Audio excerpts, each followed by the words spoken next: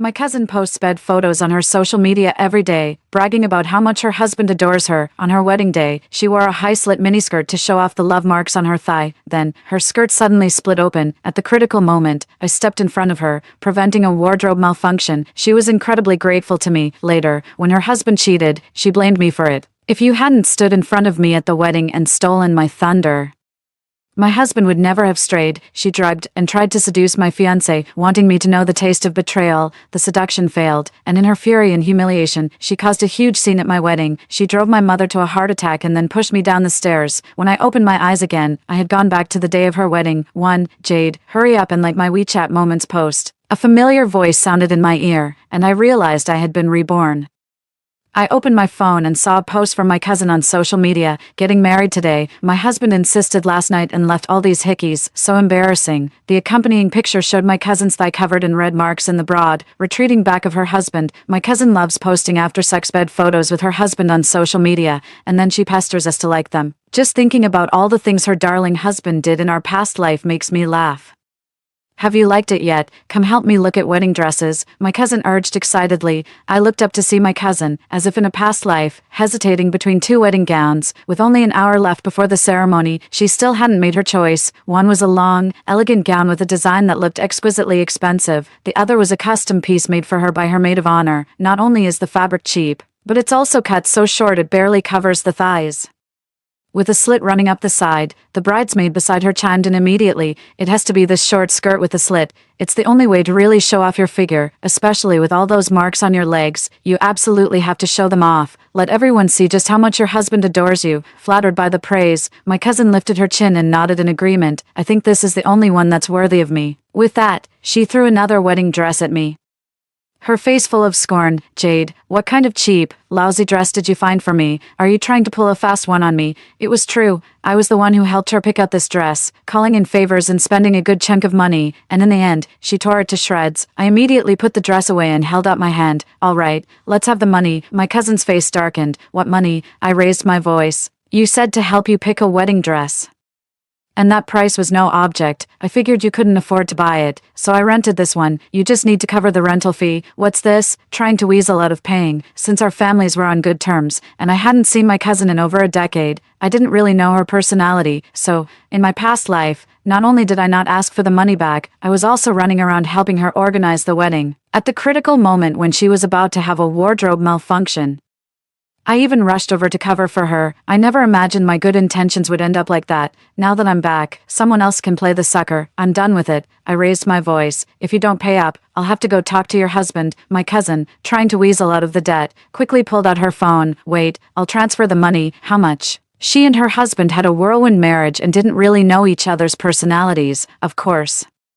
She wouldn't want me to ruin her image. A smirk tugged at the corner of my mouth. 10,000, to what? My cousin's voice rose in pitch. "I didn't even spend 10,000 on my wedding dress. If you won't give it to me, fine, I'll go ask your husband." I pretended to turn and leave. My cousin hurriedly grabbed my arm and, grinding her teeth, transferred the money to me. I took the money and picked up the wedding dress to leave. But my cousin told me to leave it behind. I paid for it.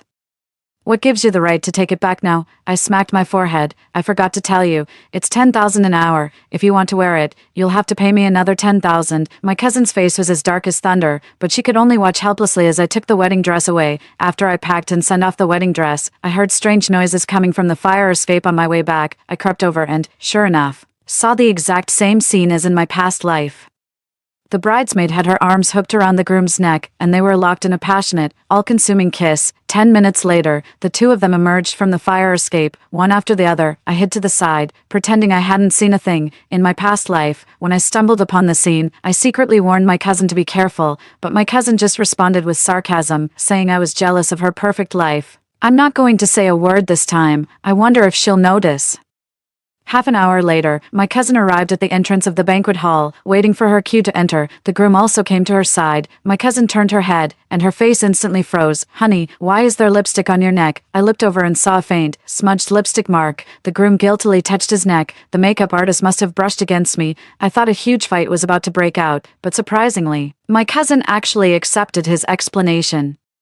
She even started blaming the makeup artist. All that heavy makeup, you can tell just by looking she's no good. And to think she got lipstick on you, disgusting. I almost laughed out loud. She's calling someone else disgusting. I have no idea who keeps posting on their social media about how many times they did it with their husband in one night. My cousin turned to look at me and the bridesmaid, saying, "You two go leave a bad review for the makeup artist.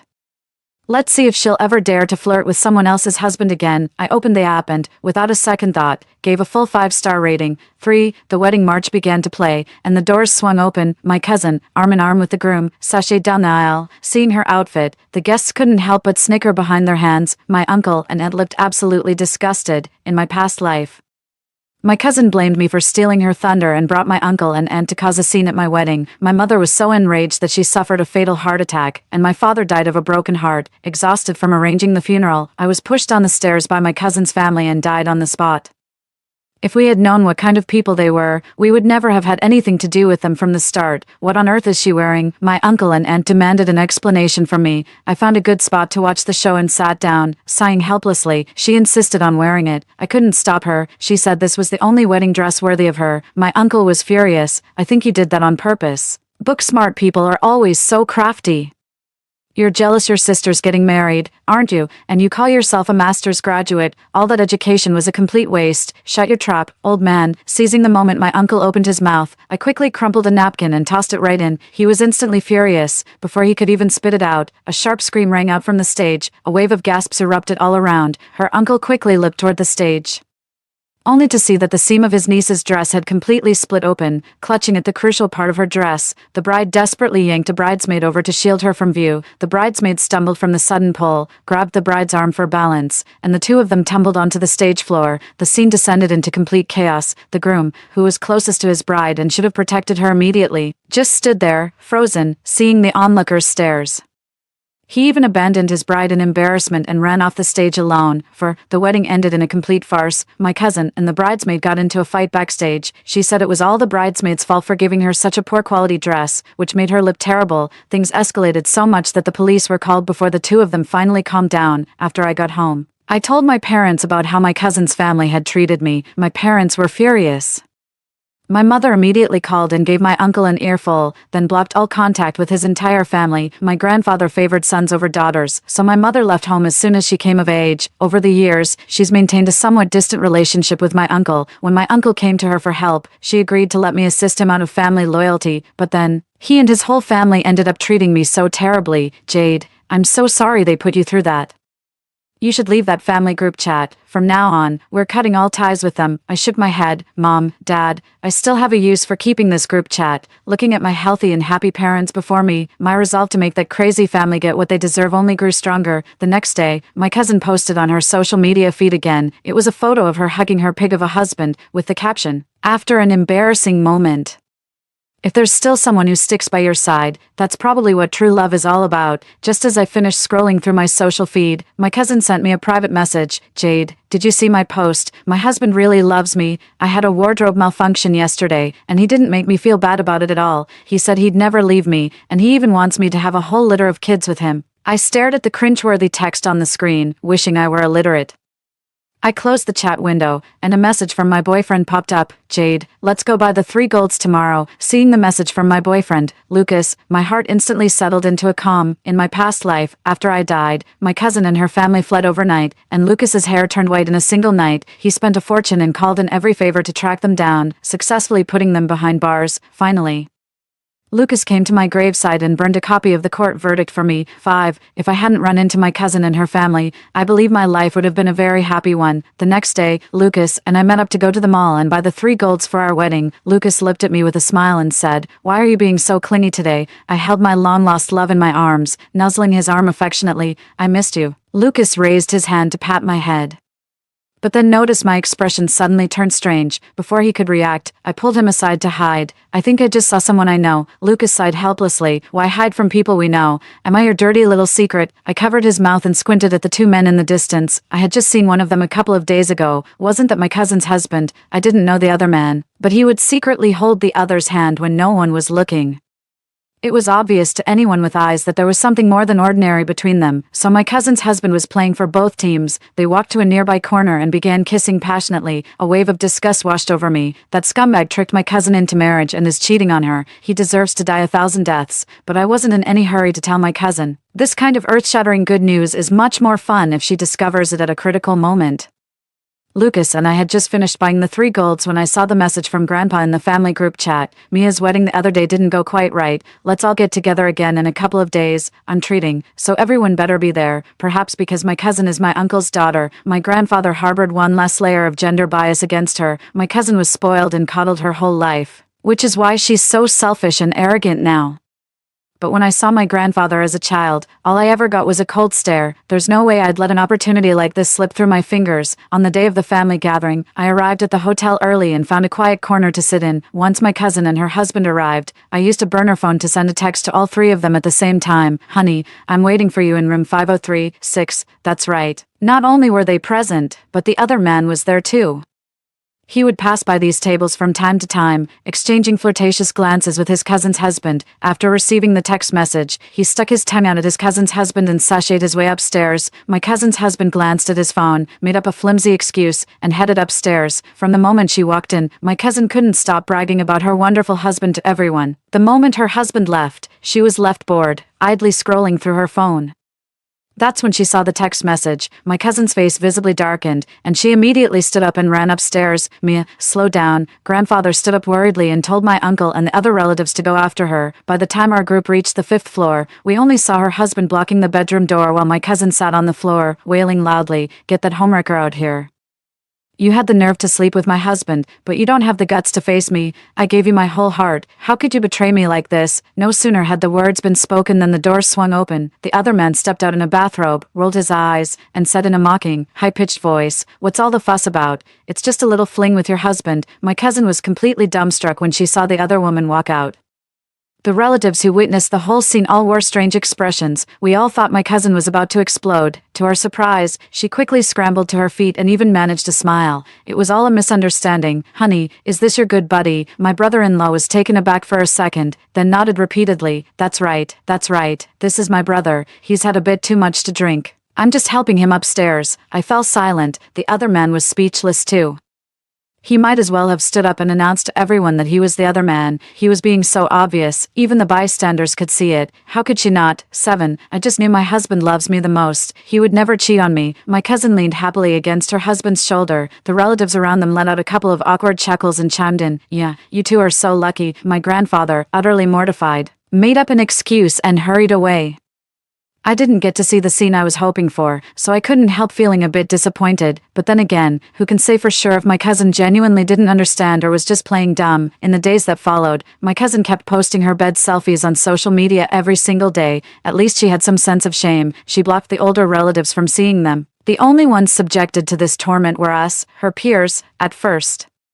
There were even a few people who enjoyed the spectacle and gave her likes. Eventually, everyone got fed up and blocked her. With no one else to confide in, my cousin stopped posting on social media and started sending me photos privately instead. My husband wanted me 3 times last night. I'm so embarrassed. My husband gave me a little pink apron. He loves me so much. I had a sneaking suspicion she changed my contact name to file transfer assistant.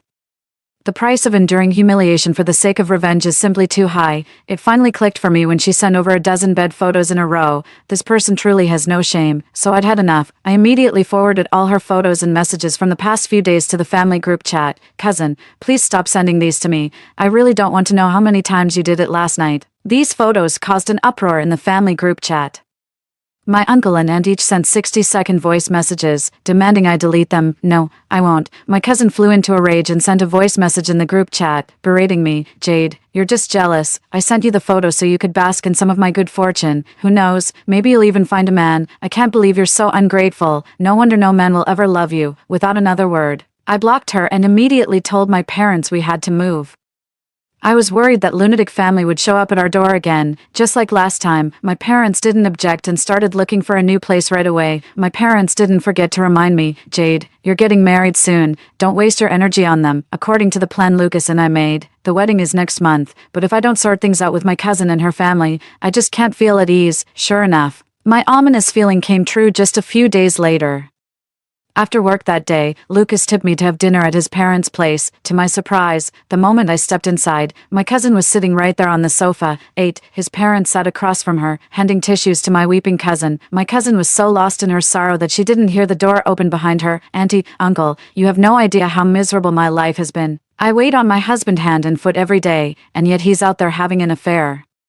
If only I were as lucky as Jade, to find a good husband like Lucas. Cousin, what are you doing here? My voice startled her, and she jumped, quickly turning around. When she saw Lucas beside me, her expression instantly shifted to one of delicate vulnerability. Jade, I heard you're getting married. I was wondering if you needed a bridesmaid. I gave a wry smile. Not necessary. And where did you get the address? I don't recall giving it to you. My cousin looked flustered and hurried into the bathroom. I'm just going to wash my face. A few minutes later, she emerged with a full face of flawless makeup. She sat across from Lucas and gave a shy smile. How long have you two been together? Lucas had already heard about my cousin's antics from me, so naturally, he wasn't too fond of her, but with his parents present, he couldn't just kick her out. He brushed off the question with a vague, 5 years. My cousin immediately looked shocked. 5 years, and you still haven't had a child? Lucas frowned, looking at her as if she were crazy. You're not even married. What's all this talk about having a baby? My cousin covered her mouth, feigning shyness. I believe that if you truly love someone, you should have his child, whether you're married or not. Besides, the fortune teller said I'm very fertile and destined to bear a son. As she spoke, my cousin cast a meaningful glance toward my parents-in-law. My in-laws exchanged a bewildered look. I couldn't sit still any longer. I grabbed my cousin's arm and marched her outside. Having learned my lesson from being pushed down the stairs in my past life, I had been training hard since my rebirth. No, I easily hauled her out the door. Before she could speak, I fixed her with an icy stare. I don't care what you're thinking. If you dare show your face here again, I swear I'll plaster those bedroom photos all over your husband's office building.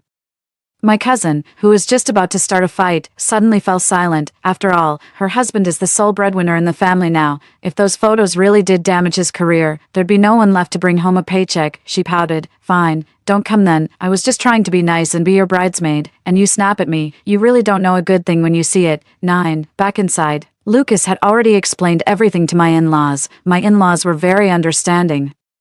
They didn't blame me because of my cousin's behavior. In fact, they felt sorry for me having such a relative. Uncle, auntie, if she dares to show up here again, just call the police. My in-laws nodded with a smile. 2 weeks later, Lucas and I went to the hospital for our premarital checkup. Just after the tests, Lucas tugged on my sleeve. Honey, is that your cousin over there?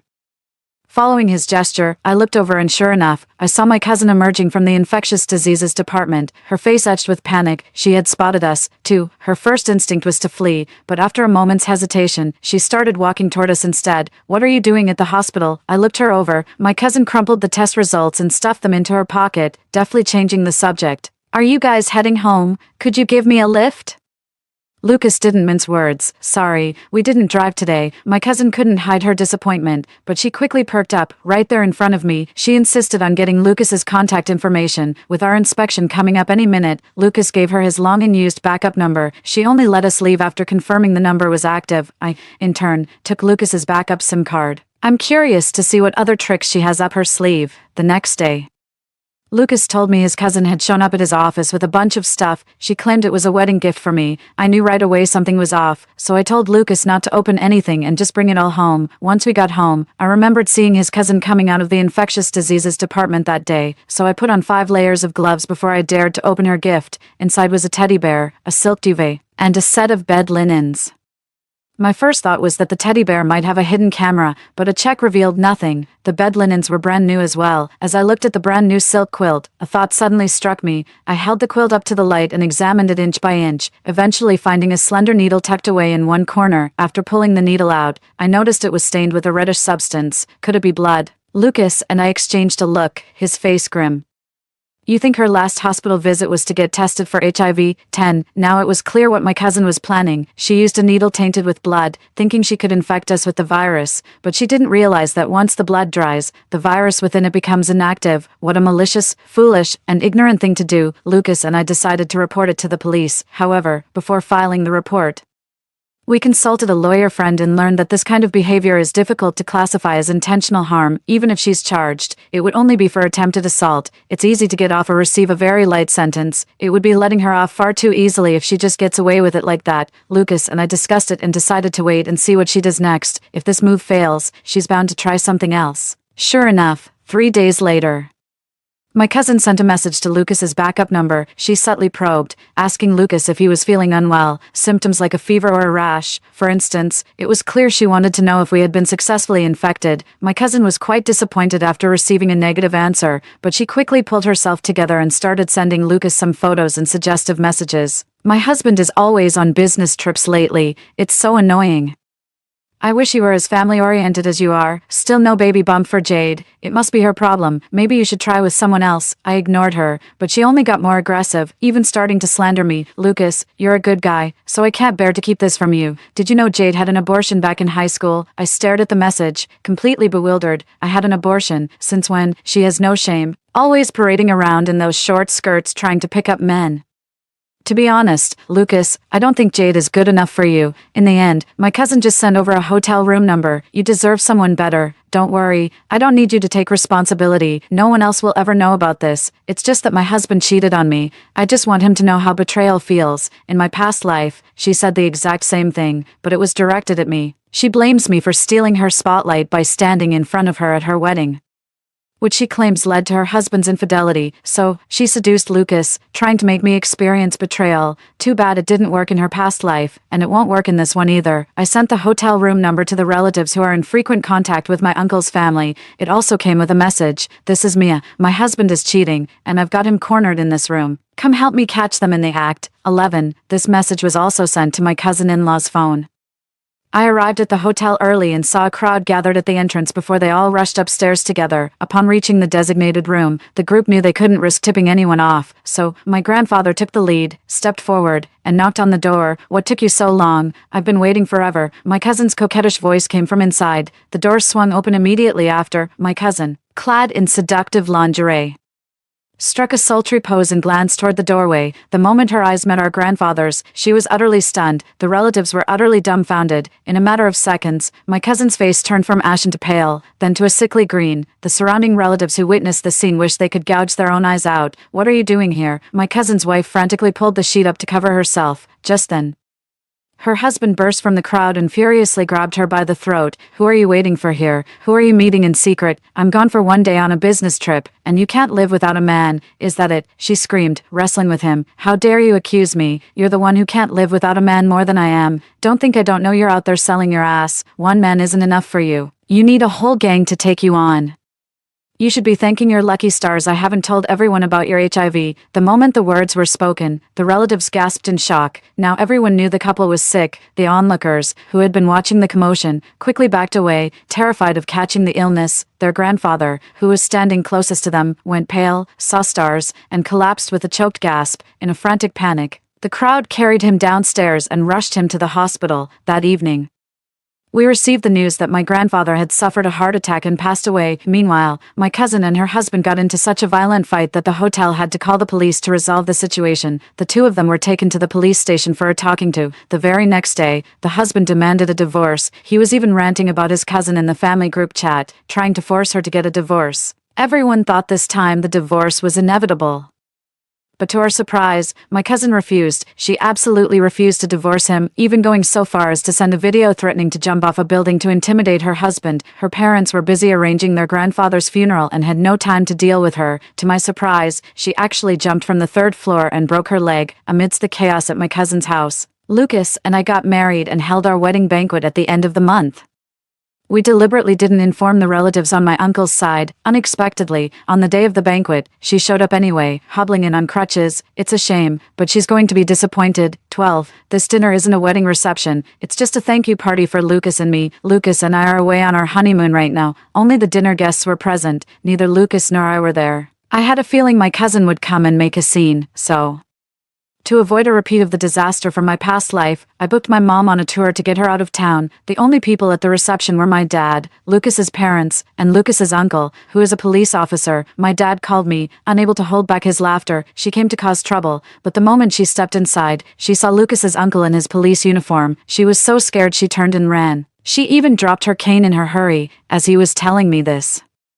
He even sent me a photo of my cousin fleeing from behind. I set this photo as the chat background for our family group, and I'm absolutely over the moon. My uncle even chased after her to give a verbal warning, saying that if she dared to cause trouble for us again, he'd make sure she had a little chat down at the station. Ever since my cousin was taken to the police station last time after fighting with her husband, she's been terrified of going back. Hearing this, she was so scared that she immediately agreed, nodding repeatedly. After that, she was never seen again. 6 months later, my cousin got a divorce after all. The reason was that her scumbag husband brought home a child, claiming it was his mistress's. My cousin made a huge scene. The fertility she was once so proud of was now useless to her, her heart completely broken. She signed the divorce papers. After the divorce, my cousin simply vanished, but according to relatives our age, they'd seen her leaving bars with different men on several occasions. They wanted to help, but their cousin told them to mind their own business. Looks like cousin has started spreading the virus. Sure enough, not long after, uncle sent a plea for help in the family group chat. Does anyone know a lawyer? Mia's in some trouble. The infected individuals banded together and sued my cousin for intentional assault. My cousin hid at home,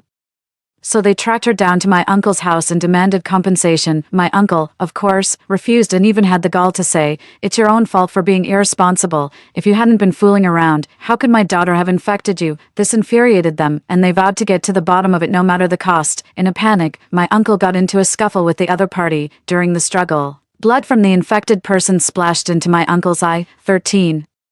My uncle has also contracted HIV. After that, no relative was willing to help this family of disease carriers, seeing that she would be held responsible. My cousin actually abandoned my uncle and aunt and ran away. Before fleeing, she even went to her ex-husband's house and stabbed him straight through. Her ex-husband wasn't hit in a vital area, but people living with HIV are inherently more vulnerable. He was rushed to the hospital and underwent hours of emergency treatment, but they couldn't save him. He passed away. My cousin became a murderer and, in the blink of an eye, fled the scene to avoid prosecution, vanishing without a trace. No sooner had she left than the debt collectors showed up at the door. It was only then that my uncle and aunt realized their niece had been taking out loans to fund her lavish lifestyle. She spent a fortune on her appearance, dressing to impress and attract more people into her circle. Now that she's skipped town, all those debts have landed squarely on my uncle and aunt's shoulders. Between servicing the loans, paying off her ex-husband, and covering their own medical bills, my uncle's family quickly burned through my grandfather's inheritance and had to borrow from every relative they knew.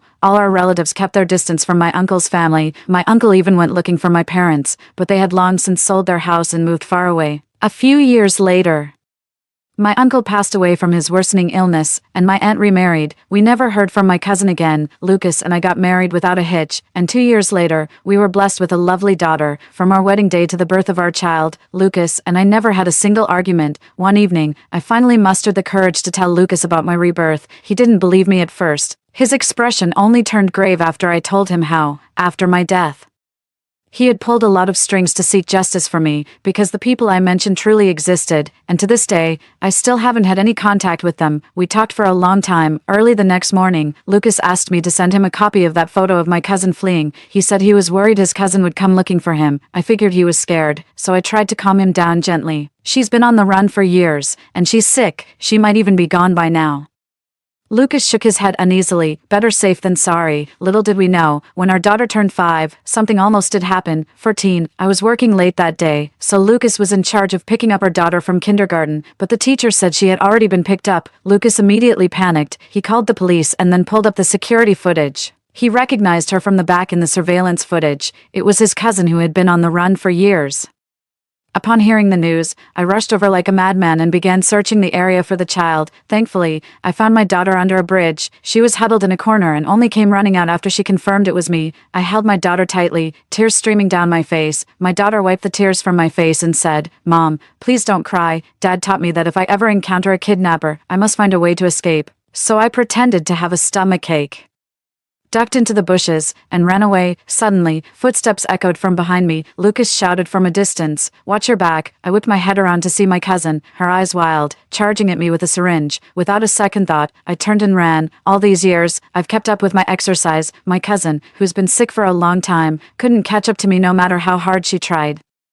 The police arrived quickly and pinned her to the ground. She strained to lift her head, her eyes full of venom as she glared at me. This is all your fault. You stole my glory in our past life, and in this one, you just stood by and did nothing. If only you had warned me back then, I wouldn't have ended up like this. It seems she has been reborn as well. I stared at her coldly. Someone like you deserves exactly this fate. My cousin was taken into custody upon hearing the news. My ex-brother-in-law's family immediately rushed over to file an appeal. With all the charges combined, my cousin was sentenced to death, Lucas, and I no longer had to live in fear that my cousin would suddenly reappear to harm us. The nightmare that had lasted for years was finally over. Not long after, I got promoted and moved away with my family, truly starting a brand new life. Story 2, when I was reborn. The dorm leader was sending messages in the group chat, Belle. Please chip in for the team building expenses, total $4,500, transfer it ASAP when you see this. The breakdown showed meals $600, accommodation $1,200, attraction tickets $400, plus 11300 for the team leader's gear and allowance. This time I kept my mouth shut and didn't ask why she made the class monitor the team leader. Why spend $11,300 on Arc'teryx gear for the class monitor? Instead, they went ahead and created a class group chat, then posted a video clip. The dorm leader was getting dolled up in the video. While applying foundation, she declared, "Everyone who sees me should split my luxury serum and foundation costs with me. This is high-end stuff." Spritzing perfume, she calculated, "This bottle lasts 100 sprays at 8 yen per spray. You all owe me 2 yen daily, no free rides." After changing outfits, she announced, "I'm boosting our dorm's average attractiveness level. You all owe me beauty tax compensation." Moments later, the group chat exploded. The dorm supervisor went berserk, spamming my phone with calls. I ignored every single one. "Since you love splitting bills so much, enjoy doing it alone." Gossip spreads like wildfire. Within 10 minutes, dorm supervisor Lydia earned the nickname Miss Dutch Treat. Class president Jackson wasn't spared either, getting dubbed Mr. Mooch. Lydia kept demanding I retract my message in the group chat, threatening to kick me out of the dorm if I didn't comply. As if this dumpster fire of a dorm is some kind of paradise. Give me a break. Moments later, dorm monitor Lydia kicked the door open with a bang. Her face was ghostly pale with eyes red like rouged cheeks, yet she barked orders with ironclad authority, demanding I delete her post immediately or she called the cops for defamation. I smiled calmly. "I was about to look for you, but you beat me to it. Why should I chip in 4,500 yen when I missed last week's team building for my appendectomy?" Lydia remained unapologetically assertive. "You can't just skip paying because of your personal issues, even though you didn't go. Our expenses stayed the same. If you don't pay, who will?" Her infuriating tone made my blood boil instantly. Last time I stood my ground with her, she turned around and jumped off a building. Not only did I cough up 4,500, but I also had to cover her medical bills and nearly got disciplinary action. Yet even after all this, Lydia still resented me for defying her authority and making her lose face. 5. She maliciously spread rumors that I took leave to get an abortion. Within days, the gossip spread like wildfire, and everyone looked at me with contempt and scorn. Every day I'd receive vulgar messages filled with explicit language, and many would make lewd remarks to harass me, in my panic to escape a stalker. I took a wrong turn and tragically fell down the stairs to my death. With that thought, I suppressed the resentment brewing inside me. Right in front of her, I pretended to delete the post but accidentally forwarded it to the school and class group chats instead. Then I feigned panic and hit delete, making sure it couldn't be recalled. Chaos erupted in the school group chat, with busybodies constantly tagging the homeroom teacher, dorm supervisor, even academic advisors. A law professor couldn't hold back and spoke up in the group chat, calling these fees unreasonable and non-compliant. Lydia's barely settled emotions instantly unraveled again. "Are you doing this on purpose, Belle?" She clutched her phone, typing furiously. "My apologies everyone. It's my fault for poor management letting my roommate cause trouble for you all." The truth isn't what Belle claimed. There's absolutely nothing between me and the class monitor. Buying Arc'teryx gear was essential for our hiking trip. Belle, you owe everyone an apology.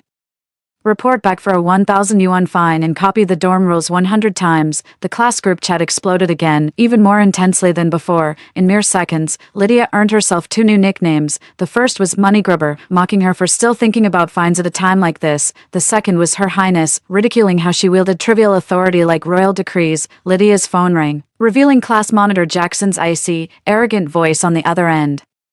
"Didn't you promise to handle this? Let's not contact each other for a while." Over Lydia's desperate pleas, Jackson resolutely hung up the phone. Lydia was sobbing uncontrollably, her heartbreak painfully evident. I put on an innocent face. "What's that got to do with me? Why are you so worked up? Is Jackson your boyfriend or something?" Lydia wore a complicated expression before finally biting her lip in denial. "Of course not. Don't jump to conclusions. There's absolutely nothing between us."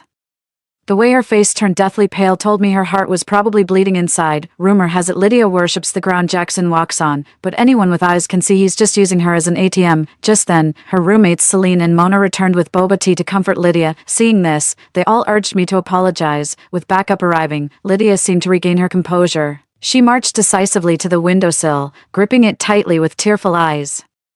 I'm doing this for the good of our dorm. You could have talked to me privately if you had issues. Why embarrass me like this? The other two roommates quickly chimed in. Look how much trouble you've caused the dorm leader. Aren't you going to apologize? Exactly. You were the one who broke the rules first. I glanced at the two of them, feeling a twinge of contempt in my heart. It wasn't until after I died that I realized these two were nothing but malevolent spirits. Celine always turns a blind eye to others' problems, while Mona constantly plays the victim and whines about her misfortunes, yet behind my back, they'd complain the dorm supervisor was making their lives unbearable. Encouraged to stand up for them, I did, only to have them pack my belongings and toss them downstairs when rumors spread about me, cutting all ties instead of defending me. Worse, after my tragic accident, they deliberately taunted my grieving mother as she came to collect my body, triggering her fatal heart attack. Those two backstabbing demons. I won't let them get away with this. I swallowed my anger and put on a tearful expression. It wasn't on purpose. I've already apologized. What more do you want from me? How about I just go die then? With that, I shoved Lydia aside and lunged for the window. Lydia froze. As if shocked that I'd stolen both her lines and her spotlight. Our dorm was on the second floor, not exactly high up, but not ground level either. In our past life, when Lydia and I had that huge fight and I threatened to call the police, she suddenly snapped just like this, screaming if I wanted to drive her to death. Then before everyone's eyes, she jumped, landing perfectly in the bushes with just minor scratches. She forced me to apologize, pay compensation, and endure humiliation while waiting on her hand and foot for over half a month, and still it wasn't enough. This time, I'll be the one to jump off this building. It was peak dining hour, and the streets below were bustling. Clutching the windowsill with tear-reddened eyes, I screamed, "Do I have to die before you'll finally leave me alone? Why should I chip in for the team building when I didn't even go? So what if I'm broke? Did I break any laws? Stop guilt-tripping me, Lydia. If you want to buy Jackson that Arc'teryx jacket, just pay for it yourself. Why drag me into funding your gift under the pretense of team building fees? Sobs, I'm penniless. Just let me die already." Lydia's expression darkened, her eyes flashing murderous intent. After enunciating each word with thunderous clarity, I resolutely leapt into the shrubbery. The crowd gasped in shock and rushed over to check on me. My teary eyes glazed over with utter despair and helplessness. I'm truly broke. Witnessing my pitiful state, everyone couldn't help but feel righteous indignation. Lydia rushed downstairs, her face pale with anger, telling me to stop faking it. "Belle, that's enough. You won't die from a second-floor fall. I don't buy it. Get up now, or you'll really piss me off." With that, she grabbed me and tried to yank me up. I obligingly let out a shriek like a squeaky chicken toy.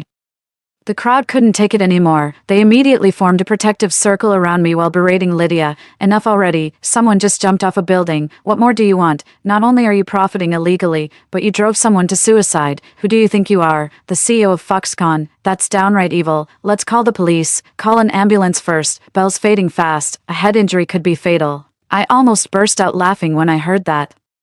Afraid of breaking character, I quickly shut my eyes and played along by fainting. 5. The bumpy ride had lulled me to sleep by the time we reached the hospital. "This is all your fault." When I came to, I found myself already in the hospital ward. My counselor had arrived at some point without me noticing. He was staring at me with a stern expression. Meanwhile, Lydia was casually munching on an apple from my fruit basket. "Hey Belle, how are you feeling? You look pretty good. Nothing serious, right? Why not try walking a bit? Don't be such a delicate flower." I frowned slightly in annoyance, nodding weakly with feigned frailty. "All right, I'll give it a try." The moment I steadied myself against the bed and stood up, I let out a faint groan, then dramatically collapsed just as the nurse stepped through the doorway. The nurse exploded in anger. "What were you thinking making her stand up? Are you a doctor? You'll take full responsibility if anything goes wrong." Counselor Amara nervously licked her lips. "No, I just thought." The nurse scowled. "Are you a doctor? If not, shut your mouth and stop bossing people around." After the nurse hooked me up to the floor, Counselor Amara's face darkened, probably thinking I'd embarrassed her in front of others. Her tone grew noticeably sharper. "The medical report isn't out yet, but I know you're fine. Stop faking it. Boys jump from the second floor all the time without issues. What's your act supposed to be?" Enough talk, sign this waiver, write a 5,000-word self-criticism, and apologize to your dorm supervisor, or else don't blame me when I deduct your points. Think carefully about this. Lydia smirked on the sidelines, her face radiating smug satisfaction. Counselor Amara is Lydia's aunt, and it's precisely through this family connection that Lydia gets away with bullying everyone in the dorm. Those who suck up to her not only get top marks but enjoy smooth sailing everywhere. Anyone who crosses her would find Counselor Amara making their life miserable behind the scenes. That's why the other two roommates constantly kiss up to her. While I've been swallowing my pride and playing the doormat to avoid trouble, I cleared my throat softly, pulling my phone from under the blanket. I looked up with feigned innocence and asked, "Counselor, could you explain that more clearly? I'm still dizzy from jumping off the building earlier. My memory's a bit fuzzy." When the screen showed a recording duration of 3 minutes and 38 seconds, Counselor Amara turned pale and remained silent for nearly half a minute. When she spoke again, her voice was dripping with honeyed sweetness. "Oh, Belle, don't take things so seriously. I'm just looking out for you. I care equally about all my students. Everything I do is for your own good. We can talk things through calmly, Lydia, even as dorm leader. You shouldn't be so overbearing. You owe Belle a proper apology."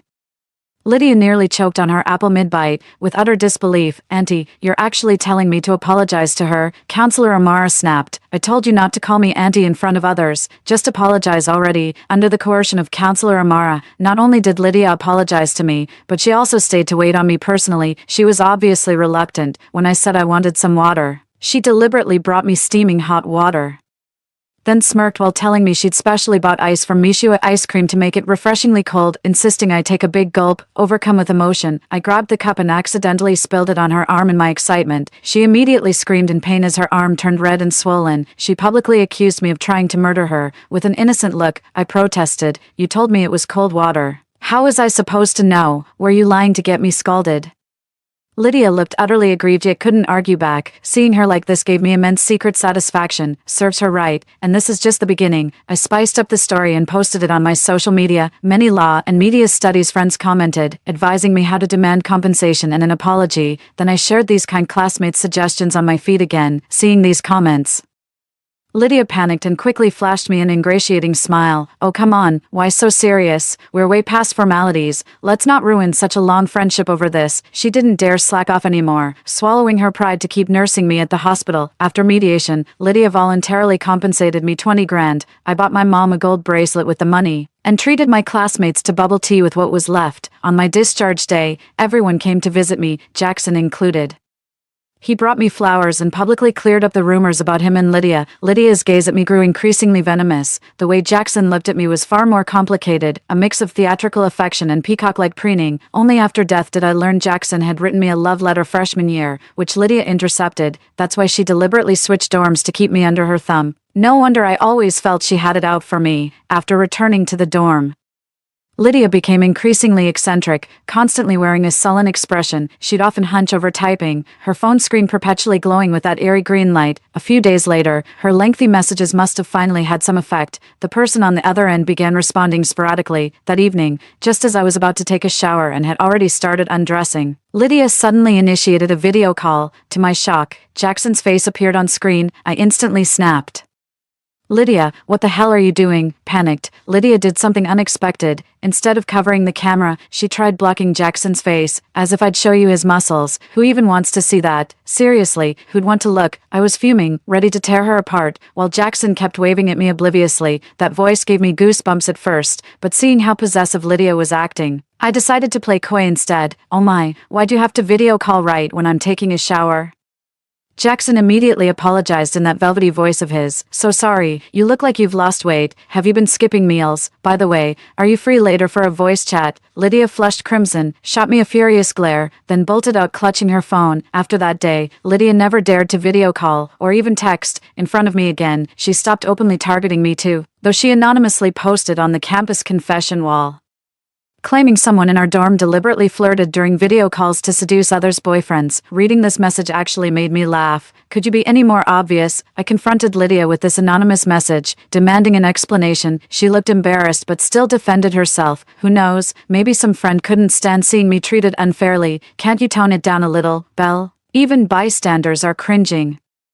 Why are you so obsessed with meddling in other people's relationships? Accepted Jackson's friend request right in front of Lydia, then sent a voice message. Sorry about this, I was going to ask you some questions, but your girlfriend won't let me talk to you. My bad. Let's just delete each other. The next second, Lydia received a call from Jackson. What nonsense did you tell Belle? Do I even know you? Since when do you get to decide who I talk to? You'd better apologize to her. If she stops talking to me because of this, you're staying blocked for good. Tisk tsk, what a scumbag. Lydia's eyes slowly reddened, her voice trembling with resentment. Are you happy now? Happy? Far from it. This is just the beginning. You haven't paid the price yet. This is just the beginning. Given a second chance, I'm not here to keep the peace. I want every last one of them to pay in blood. I know Lydia won't be able to hold her temper much longer. She kept a low profile for days before secretly reaching out to people. The thought of her finally resorting to hiring harassers like in my past life got me strangely exhilarated. I couldn't sleep for nights. Jackson actually bought my act and started delivering breakfast religiously. I know his vain and shallow nature, so I asked my classmate's younger brother for help when Jackson brought me breakfast. There stood my classmate's brother decked out in designer labels beside me. I greeted him with a smile while subtly sizing up the contrast between the two. Just as he grew visibly uncomfortable, I suddenly reached over to adjust the brother's shirt with a smile, turning to tell Jackson, honestly, I think this shirt suits you better. Jackson was flattered. Really? What brand is this? Spotting the Prada label, Jackson's eyes dimmed instantly. The shirt clearly cost a fortune. For the rest of the day, he remained lost in thought, his mind clearly elsewhere. After that day, Lydia was back to clinging to her phone and making up with Jackson like nothing happened. She was gloating over me. What we have is beyond your comprehension. We're childhood sweethearts who've been together since we were little. All I knew was that Lydia and Jackson came from similar family backgrounds, yet Jackson was incredibly vain, with ambitions far beyond his reach. Not only did he refuse to acknowledge his relationship with Lydia, but he also exploited her under the pretense of focusing on his studies, draining her dry. 5. I forced a flattering smile and said, oh really? Well, I wish you two the best. Lydia snorted and walked away. Not only were my two roommates having bad luck, but Lydia also extended her control to the psychology club. She came up with 108 rules, like banning dialects, requiring smiles upon entry, mandatory politeness to the club president, with fines for non-compliance. There were also orders for matching club uniforms, standardized water bottles, stationery notebooks, and the like. It left everyone grumbling with discontent, but this money was merely a drop in the bucket, and the whole ordeal was exhausting. Lydia racked her brains and set her sights on her more timid roommate, Mona. After buying a gold bracelet, she swapped it with a gold-plated fake and tossed it onto Mona's bed. Later, when returning it, she claimed it wasn't the original and outright accused Mona of stealing her bracelet. Only she and Lydia were staying in the dorm during that period, unable to prove her innocence. She cried desperately every day. Mona had a complete breakdown. She begged me for help through tears. Watching her cry her heart out filled me with secret delight, though I pretended to console her with feigned sympathy. Her sobs suddenly stopped as she lifted her head, fixing me with an icy stare.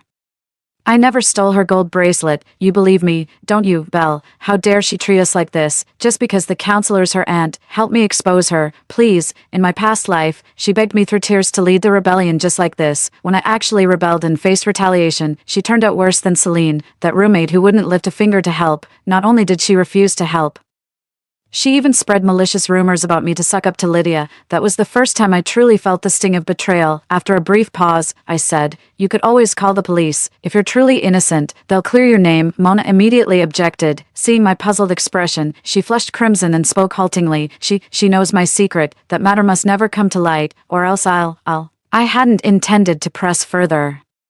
Yet she voluntarily revealed she'd been assaulted by the village bachelor in her childhood. Tears of sympathy streamed down my face as I wiped them away in self-reproach. I'm scared of her too. I grew up in a single-parent household. My father abandoned me as a child. You know how hard it's been for my mom to raise me alone. What if? Mona sighed. She seemed to pity me a little too. At least she knew she couldn't talk me into being the fall guy this time. She had no choice but to turn to Celine.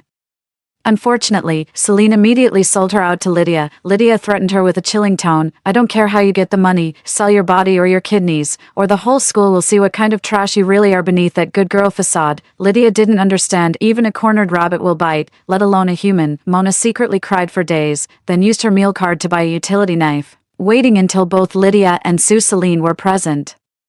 She lunged forward and slashed each of them across the face. Blood gushed out as screams erupted everywhere. "Why are you pushing me to this? Drop dead, all of you. Why wouldn't you help me and then betrayed me? You two, just die, every last one of you." The three instantly erupted into a violent brawl. In the end, all three were hospitalized. Celine sustained severe injuries. Her ears and nose were severed. Upon arrival at the hospital, doctors confirmed the nerves had been completely severed with no possibility of reconstruction. Celine completely broke down, suffering an acute psychotic breakdown on the spot. It was her parents who rushed over and demanded to press charges against Mona. Lydia was cunning in the fight, always hiding behind Celine, while she appeared heavily wounded. Most injuries were superficial cuts on her limbs. When she woke up and saw the bone-deep gash on her face, she wailed like a stuck pig. She kept screaming threats about making Mona rot in jail. However, Mona also submitted evidence proving Lydia had blackmailed her first. Though facing imprisonment, the circumstances were understandable. Combined with the minor injury classification, Mona was placed in custody. Seeing my enemies get their comeuppance one by one, I seized the opportunity to request a dorm change. Unsurprisingly, Counselor Amara turned me down. After being discharged, Lydia became a completely different person. She'd stare at me like I was already dead, her lips occasionally curling into this eerie smile. She even mouthed the words, "You're dead meat." A dreadful suspicion suddenly crossed my mind. Could she also have memories from her past life? Whatever she did made Jackson cut contact, bringing our secret relationship into the open. They began holding hands openly on campus. Meanwhile, rumors started spreading like wildfire again. About Celine, according to survivor Lydia's account, Celine became the instigator who provoked Mona's extreme retaliation. Mona was sexually abused by multiple village men during her childhood, leaving her psychologically disturbed, yet she alone remained untainted. I waited forever without hearing anything about myself. Just as I grew curious, Lydia approached me first. "Let's make up." Jackson said it was all a misunderstanding between you two, and I'm over it now. "If you're free tonight, how about we have a proper talk?" I nodded eagerly to show that deep down, I've always considered us good friends. Lydia smiled without saying another word. On Friday night, she waited for me in the dorm with a 2-liter Coke bottle and several bags of chips. The Coke was obviously spiked. Couldn't be more blatant, yet Lydia genuinely believed she'd hidden it well. "If I'm not mistaken, you're a reincarnator, aren't you? That's why you always know exactly how to contradict me." I feigned ignorance. "What rebirth?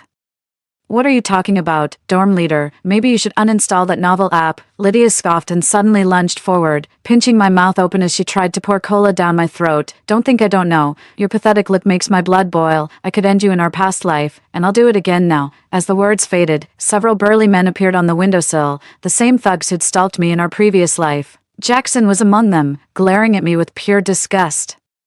"I can't believe you had the nerve to play me like that. You're just looking down on me because I'm poor, aren't you? Bringing that guy to humiliate me. You think I'll let this slide?" Who would have thought Lydia would become so sharp after her rebirth? She actually saw through my plan and even managed to make Jackson come to his senses. Just as the cola was about to pour in, the door burst open with a bang and the lights went out. A candlelit cake came floating in. "Happy birthday to you." "Happy birthday to you." As the song ended, the lights came on. A dozen psychology club members walked in smiling, carrying cakes and gifts. Witnessing the scene before me, someone let out the first scream. Lydia collapsed to the ground in terror. Finally free, I rubbed my chin and chuckled. "Hey, it's your birthday today, don't you remember? I just wanted to celebrate with you. I thought you genuinely wanted to reconcile." "Never imagined." My gaze swept over the stunned group of thugs. There was no need to continue. Any fool could see what was happening. 5. I called the police. Everyone involved in the incident was taken to the police station. The dorm supervisor cracked under pressure. The moment cops started questioning her, she spilled everything like a bag of beans. "I swear it wasn't my doing. Amara just asked me to look after her niece and cover for them sometimes. How was I supposed to know they meant harm? I'd never have let them in if I knew. Thought they were just helping move stuff." Amara turned deathly pale and began stammering in fear. "That's what my niece said. How was I supposed to know they weren't here to move things? I'm a victim too. I had no idea this would happen. But officer, nothing actually occurred yet. Shouldn't this just count as friends joking around? This is a crime." "Whether it's a joke depends entirely on how the victim perceives it." The officer snapped at her immediately. Amara didn't dare say more, desperately signaling Lydia to apologize to me. Lydia retorted defensively that it was just a joke, telling me not to take it seriously, but before she could finish, the psychology club members couldn't stay silent any longer and all started talking at once. "Just a joke. Have you no conscience? After Belle begged us to celebrate your birthday." How could you be so vicious and heartless? I put on a wounded expression and handed the video evidence to the police. I was trying to capture the dorm leader's surprised reaction, but never expected. That's when Lydia realized she was in real trouble. How dare she try to take it from me, as if she could outmatch the police. The video even captured the full scene of her sitting among a group of men, grinning excitedly when I didn't return to the dorm. When the time comes, attack her together, two at once. I'll make sure she's too ashamed to show her face for the rest of her life. This is the price for crossing me. For the rest of her days, I'll make her my bitch. Just like Mona, everyone got chills after watching that video. They looked at Lydia with utter disgust. I never thought you were capable of such things. Lydia turned red, utterly speechless in her defense. Lydia was ultimately sentenced to 5 years, while others including Jackson received sentences ranging from 3 to 5 years. The day the verdict was announced, Lydia's and Jackson's parents got into a physical altercation outside the courthouse, drawing quite a crowd. As the central figure in this incident, I was exceptionally well protected. The dorm supervisor and academic advisor were also fired. My life has finally returned to normal. The school offered me guaranteed graduate admission as compensation, but I turned it down. Any institution that uses graduate admission as bait or hush money isn't worth staying at. After graduation, I pursued further studies abroad through my advisor's recommendation. Time flew by, and 3 years passed in the blink of an eye. By the time I returned as an honorary professor from a prestigious university for academic exchange, they had all been released from prison. Rumor has it that none of the three managed to get their diplomas due to their imprisonment. Jackson remained vain, but with a criminal record and no diploma, he was stuck doing menial jobs. Lydia had it worse. Her keloid-prone skin turned the facial scar into a grotesque, caterpillar-like ridge. The once brash and cocky girl spiraled into depression, yet developed an unhealthy obsession with clinging to Jackson. After some scheming, she successfully baby-trapped him. Though universally disliked, she couldn't care less. Their relationship was toxic. Constant bickering escalated into explosive fights. The emotional turmoil caused Lydia to miscarry, deepening her hatred for Jackson. They were addicted to hurting each other. When Mona got out of prison and learned the whole truth about Lydia's actions, forced by her family to return home and surrender her car to her brother, she stole a van and deliberately ran over the arguing couple on the street, backing over them repeatedly. The bloody act of vengeance quickly trended online, impossible to ignore. Just like that, Mona was imprisoned again.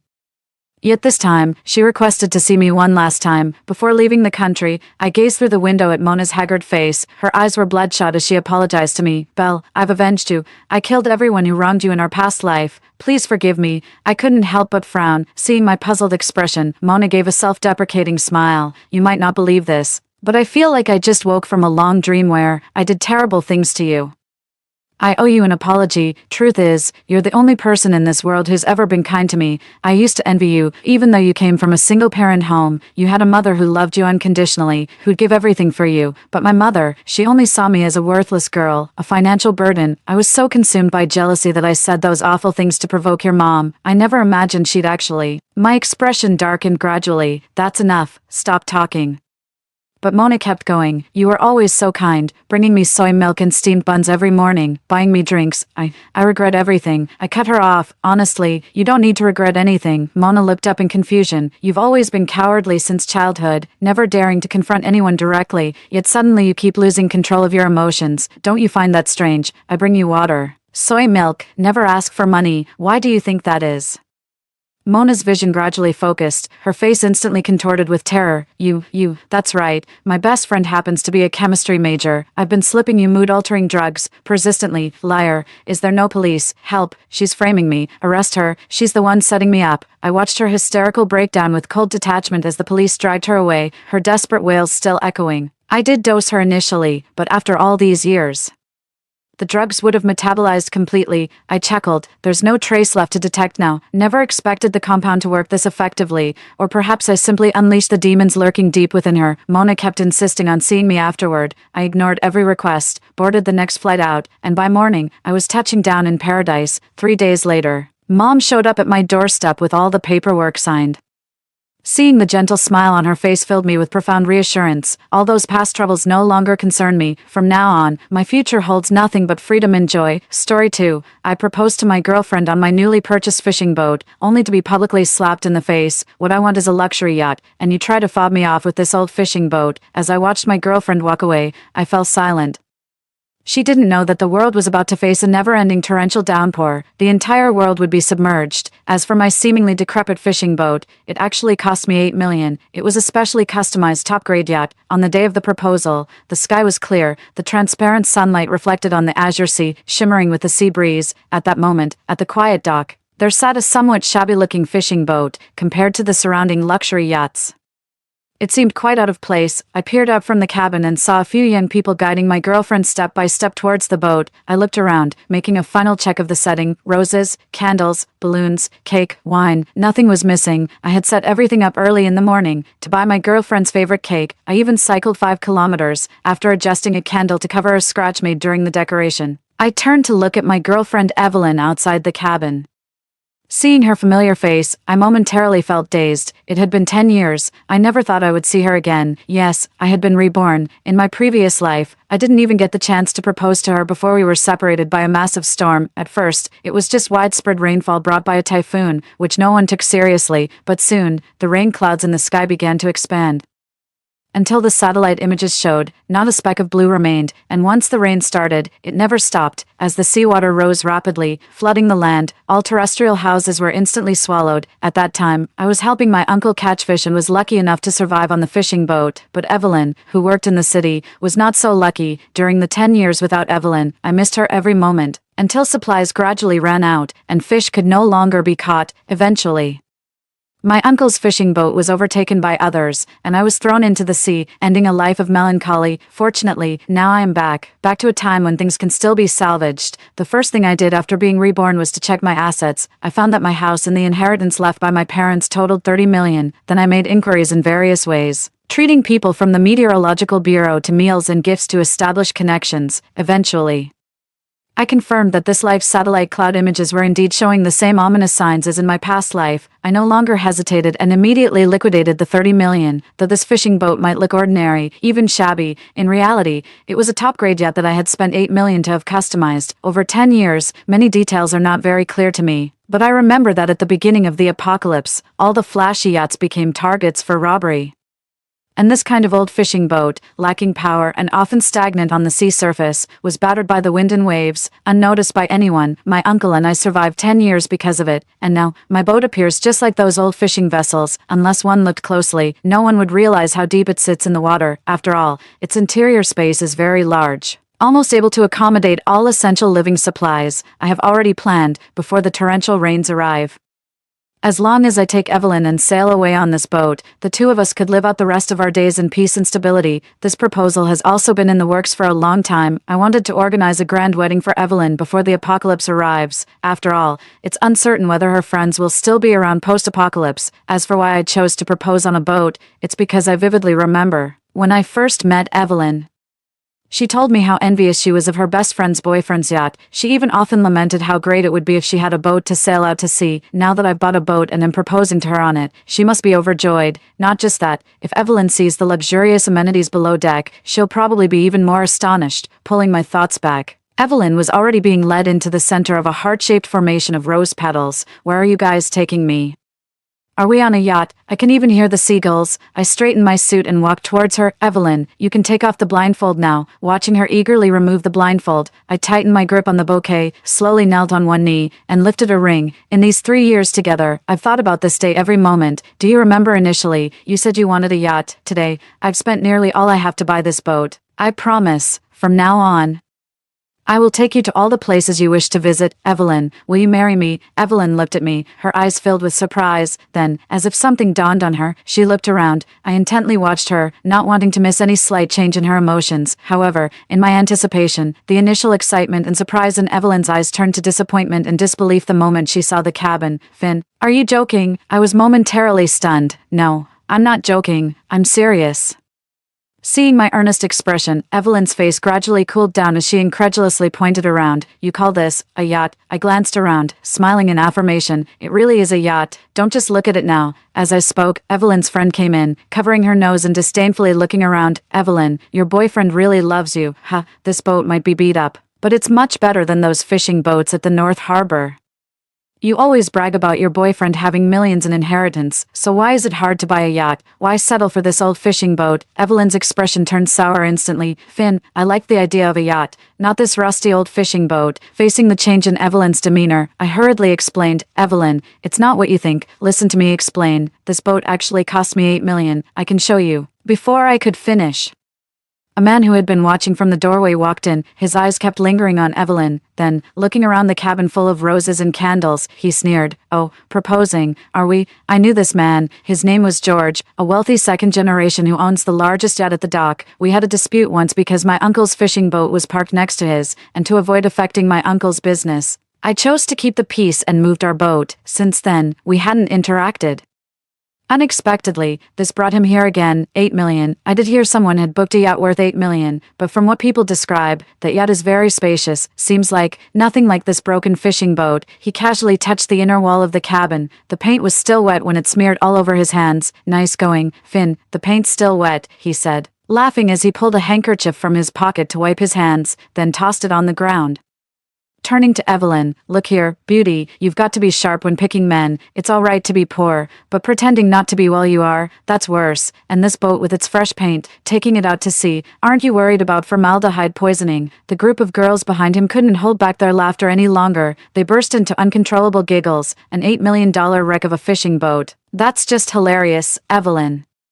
Where did you dig up this boyfriend of yours from? A trash pile? Evelyn's face flushed a mix of green and red. Unable to contain herself any longer, she slapped me across the face. Finn, I didn't expect you to spout such outrageous lies. Do you really think I'm a fool? This wreck of a boat isn't even worth a fraction of the yacht next door, and making such a fuss, imitating others with a proposal, just so my friends can laugh at me. Hearing her words, I finally realized something. My expression darkened as I looked up at the girl in front of me. Evelyn, won't you even listen to my explanation? Evelyn laughed at my question, then gave me a dismissive look as if she was looking at trash. Explain what? The boat with peeling paint, or this diamond ring that's less than 1 carat? I'm fed up, Finn. Take a good look at yourself, always pinching pennies during the holidays. If people hadn't said you were rich, who would be with you? I thought your proposal would be somewhere decent, but after 3 years with you, all you've got to offer is this old fishing boat. From now on, you can keep to your old fishing boat and leave me out of it. Evelyn yanked the bouquet from my hands and threw it on the ground, stomping on it twice before turning and striding away. I looked down at the flowers now scattered on the ground, my heart sinking deep. In that moment, I finally understood how ridiculous I had been over these past years. A proposal came to an abrupt end. I crouched on the ground, looking at the carefully arranged cabin, lost in thought. I told you before, she wasn't a good person, but you wouldn't listen. Hearing the voice, I looked up to see a dirt-smudged young girl walking into the cabin. Her name was Abigail, quite young, only 18 this year. Uncle once told me she was a homeless orphan living near the docks. She used to live with her grandmother, but after her grandmother passed away, she was left alone, never went to school, and worked on the docks to make a living. Since she often helped my uncle, we gradually became acquainted. She used to warn me, saying she'd seen Evelyn frequently at the docks, but I didn't take it seriously. Now she brought it up again. And I finally understood, this dock was full of wealthy people's yachts. Yet my uncle's fishing boat rarely docked nearby. Obviously, her frequent appearances here were not to see me. Abigail crouched down, a look of pity on her face as she picked up the crushed roses. After sorting through them, she held up a bouquet that was still somewhat intact. Here, this still looks all right. Give it to another girl. That woman isn't worth it. Someone else. With the world feeling like it was ending. Who had time to think about that? After 10 years of care wasted, I sighed deeply. Brushing the dirt off my suit and standing up, here, these flowers are for you. Play with them. Abigail scrunched up her nose disdainfully. They're not edible. I don't want them. Despite her words, she still took the bouquet and stood up, scanning around. Is quite a luxury. After the apocalypse, a bun the size of an adult's palm could be traded for 3 3-pound fish, although the seas have flooded and the fish have moved deeper, making them harder to catch. So for ordinary families wanting to eat buns, this would indeed be a treat. Ultimately, my gaze settled on a delicate cake that was sitting nearby. Seeing the sparkle in her eyes, I couldn't help but smile. Go ahead and eat if you want. Abigail probably had never had cake in her life, and when faced with my generosity, she actually took a step back. Isn't this inappropriate, brother? This is your proposal cake. I shook my head and stood up to tidy up the candles. If you don't eat it, I'll just throw it away. Hearing this, Abigail quickly stepped forward and protected the cake. I'll eat.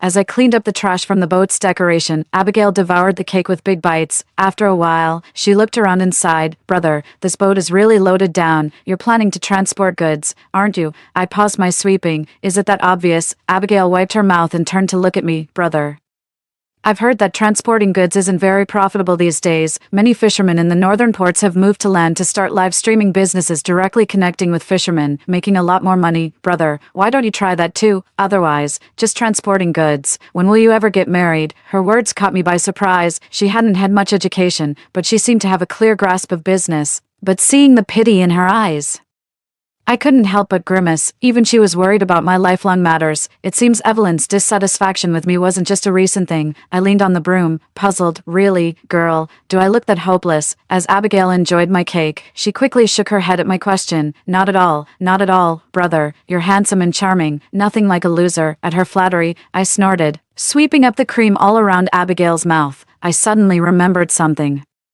You mentioned that many fishing boats have moved to land for live streaming, so, are there still people transporting goods? Abigail thought for a moment, then shook her head. Maybe one or two in the North Port, but almost none in the South Port. I stroked my chin. Girl, can you do me a favor? What kind of favor? I smiled and said, I've ordered a lot of goods. They'll be arriving at the port over the next few days. You'll be in charge of checking and signing for them. And I'll pay you this amount each day. I gestured with my hand. Abigail's eyes widened in disbelief. Then she quickly wiped the cream off her face with her sleeve and nodded eagerly. Don't worry, brother. Leave it to me. It's only during the new year that I dare to splurge a bit. Even then, I go buy flour and meat myself as ready-made food is hardly available for sale, after stocking up on prepared meals. I also purchased thousands of tons of bottled mineral water and various basic supplies like grains and oils. Later on, as long as the money was right, even restricted drugs could be purchased. I simply decided to spend money to establish connections and ordered countless essential medicines from major pharmaceutical factories for post-apocalyptic needs. After the apocalypse, the relentless rainstorms and seawater backflow left the world without a speck of land. All vegetables and meats became luxuries, but in my previous life, I only experienced 10 years of this. Who knows if the weather conditions will improve after another 10 years? What if the land reappears, allowing these animals and crops to continue breeding? But can this space only preserve freshness, or can it sustain life? To test the stability of the space, I bought a live fish from the seaside and placed it inside. 3 days later, the fish was still lively, which dispelled my concerns. So I directly contacted farms to purchase several cows, pigs, and sheep, and bought 100 chickens and ducks for breeding. I also collected several truckloads of fresh vegetables and fruits from farmers, just in case. For a month, Abigail and I were incredibly busy. During the day, she handled countless deliveries, and in the middle of the night, I would go to the docks when no one was around to store the supplies in the space. This way, our efficiency in stockpiling was surprisingly high. One day, as usual, I went to inspect the goods transported from the opposite port, but unexpectedly encountered a yacht just returning from the sea. The yacht docked, and to my surprise, Evelyn, whom I hadn't seen in a month, stepped off the boat. She was dressed in a bikini, draped in a sun protection coat, and casually holding a hand around her slender waist. Looking up, it was George, who had come to gloat when I proposed. Upon seeing me, Evelyn immediately turned her face away, while George, ever eager for a spectacle, walked up to me with his group. Hey, isn't that the millionaire? What kind of big deal are you into now? He picked up a fallen purchase order, squinting his eyes. 5,000 boxes of sausages, 5,000 cans of meat, 5,000 packs of instant noodles. Wow. Looks like our millionaire here is opening a supermarket. His entourage burst into laughter. I ignored them, about to turn away, but George's lackey blocked my path. Don't go, boss, share the big deal with us. Evelyn, aren't you curious about what big business your millionaire is doing? These past few days, I've been busy ordering goods, and I looked quite unkempt. Evelyn eyed me from head to toe, then scoffed. What big business? That fishing boat is probably just for transporting goods. Not like Brother Chin here, who is much more generous.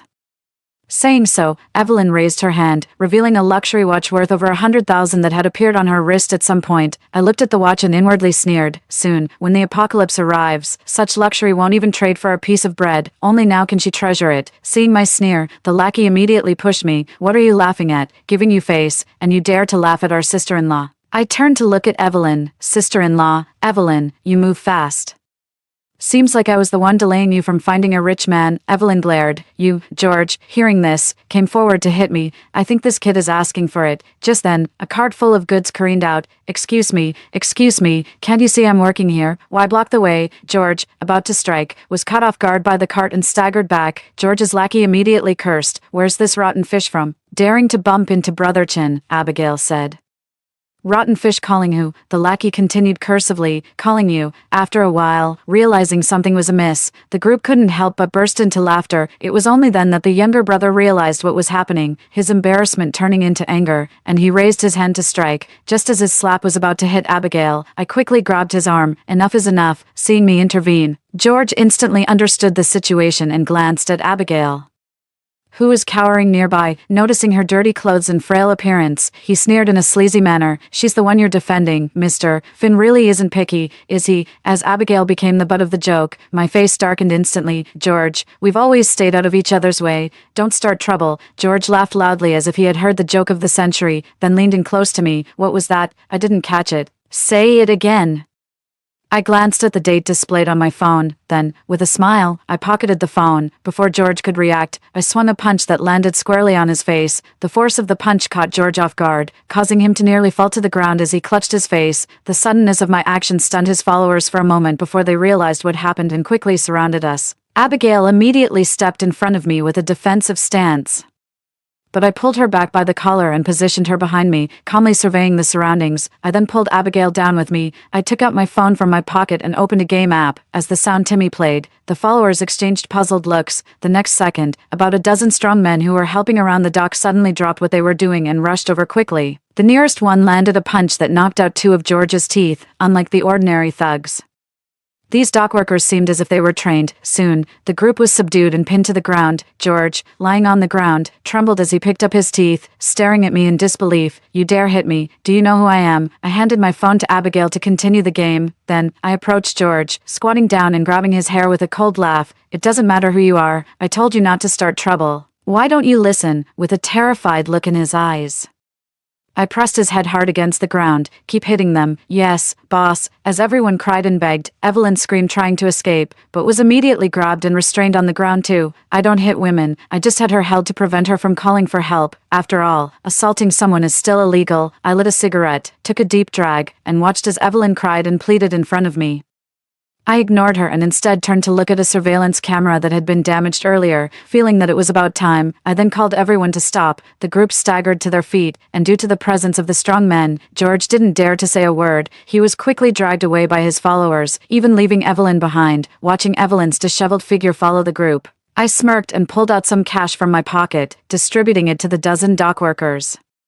These were men I had secretly hired from a security company to protect Abigail. Given that Abigail, a young girl, was signing for so many goods, she was an easy target, so I had taken precautions. I had thought they'd just be there as dockworkers, but it turned out they were needed after all. The men looked at the cash in their hands and exchanged glances. Boss, this is too much. I shook my head, gazing at the disappearing figures in the distance. It's not too much.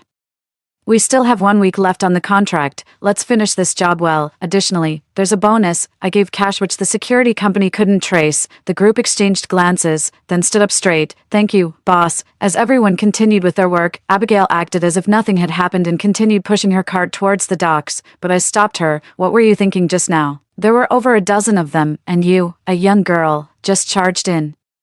Abigail frowned. I saw everything from a distance. The leader was the same man who caused trouble on your boat that day. They had your ex-girlfriend with them, and they clearly meant no good. How could you handle them alone? I laughed. If I can't handle them, you think you could? Abigail replied anxiously. In that situation, of course, you take down as many as you can. I just didn't expect that all these dockworkers were your people. I worried for nothing, I sighed, knowing that if the apocalypse wasn't just a few days away, I wouldn't have taken such a risk. Next time, don't be so impulsive. They might provoke us, but they might not actually start a fight. We have more important things to focus on. It's better to avoid them when possible, Abigail, still upset, said. But they were going to attack you. I couldn't just stand by, and you say not to fight, yet you ended up beating them off like dogs anyway. Forget it. You're tough. I won't bother with you anymore. This was the first time someone had stood up for me. Watching the slender girl about to leave in anger, I smiled and followed leisurely behind her. Fancy some cake. The next moment, the angry girl stopped, turned around, and grinned sheepishly at me. Cheesecake and chocolate cake. I didn't just buy cheesecake and chocolate cake, I ordered hundreds of different cakes from various bakeries across the city to be delivered in batches over several days and stored them in a space. I then asked Abigail what else she wanted to eat. Abigail led me straight into a supermarket, pointing out almost every snack and drink she hadn't tried before, looking at the assortment of snacks. I nodded and spoke to the manager to pack one of each kind, then I personally drove a tricycle to deliver several boxes to Abigail's home. Abigail's home was in an old flat, a house left by her grandmother. Though the house was old, it was clean, thanks to Abigail's diligence. After moving the snack boxes from the supermarket into Abigail's house, I glanced at the time. With 3 days until the apocalypse, almost all supplies had arrived, and it was almost time to say goodbye. At the doorstep, I noticed a portrait of an elderly lady with 3 sticks of incense that seemed freshly lit that morning. I paused, then turned to look at the girl eagerly digging through the snack boxes. "Girl, anything else you want to eat? Let's go out to eat." Just as Abigail was about to open a bag of chips, her eyes lit up. "I want hot pot." I smiled. "Okay." I took Abigail to the hottest hot pot restaurant in town and also settled her wages. "Bro, if there's ever such a good opportunity again, remember to call me." As I helped her with the food, I casually asked, "Do you know how to operate a fishing boat?" Abigail confidently replied, "How could I not? Got a license?" "No." "So, you mean unlicensed driving?" Abigail pouted and continued eating. I looked at her, pondering for a long time. "Girl, tomorrow there's another shipment on another boat that needs checking. The pay is the same as before." Abigail immediately perked up. "I can do it."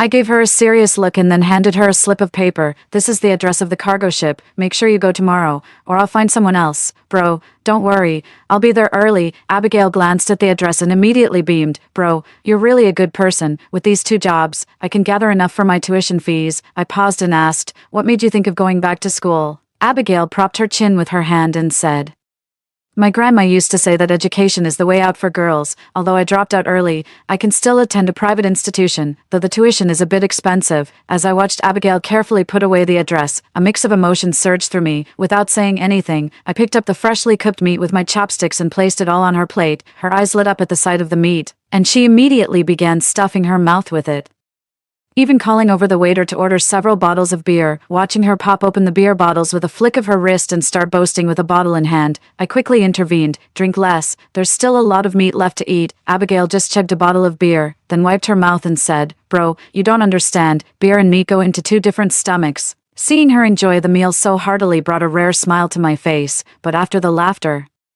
I felt a bit uneasy. I knew this would probably be the last time we saw each other. I had thought about taking her with me, but in the post-apocalyptic world, survival was harsh. Helping one more person meant increasing one's own risk. Unless someone had a life-and-death bond with me, like my uncle, I would never bring anyone else along. All I could do was prepare a fishing boat loaded with supplies for her. Whether she could survive was up to her fate. As for my uncle, I had already tried to convince him to stay with me for a few days. He was stubborn and treasured his fishing boat like life itself, making excuses about being busy fishing every day and refusing to come. I knew that if it weren't for the apocalypse, he would never leave his fishing boat to follow me. I didn't press him. In a previous life, his fishing skills were excellent, and he managed to survive on the sea for 10 years. This time wouldn't be much different. Still, I had reserved a lot of supplies and tricked him into storing them on his boat. Once the typhoon calmed, I planned to meet him and get people on board. As for Abigail, aside from being a bit greedy, she was actually quite loyal, but having never experienced the dire, cannibalistic conditions of a post-apocalyptic world, it was hard to say what might happen. This time, I couldn't take the risk. Abigail, seeming quite drunk, raised her glass again. "Bro,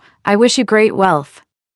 I lowered my eyes and raised my glass too. "Then I wish you, may you always have cake to eat." Abigail laughed heartily and finished off another bottle of beer. That evening, I took a thoroughly drunk Abigail back home. She went straight to bed without any drunken antics. As I stepped outside her door, I turned to the 2 security guards I had arranged earlier. "Watch over her tonight. Call me if anything happens. Don't worry, boss." Not even a fly could get in. After making sure Abigail was safe, I returned to my fishing boat. The night was pitch black, and clouds obscured the moon over the sea. Looking at the dim moonlight, I sighed. Seeing the moon again in the future would be difficult. Back at the dock, I nodded to a few security guards on shift and then headed straight to my fishing boat. I had also arranged for people to keep watch near the boat. I was being so cautious, mainly because I was worried about George causing trouble. But since that day, George hadn't shown up again.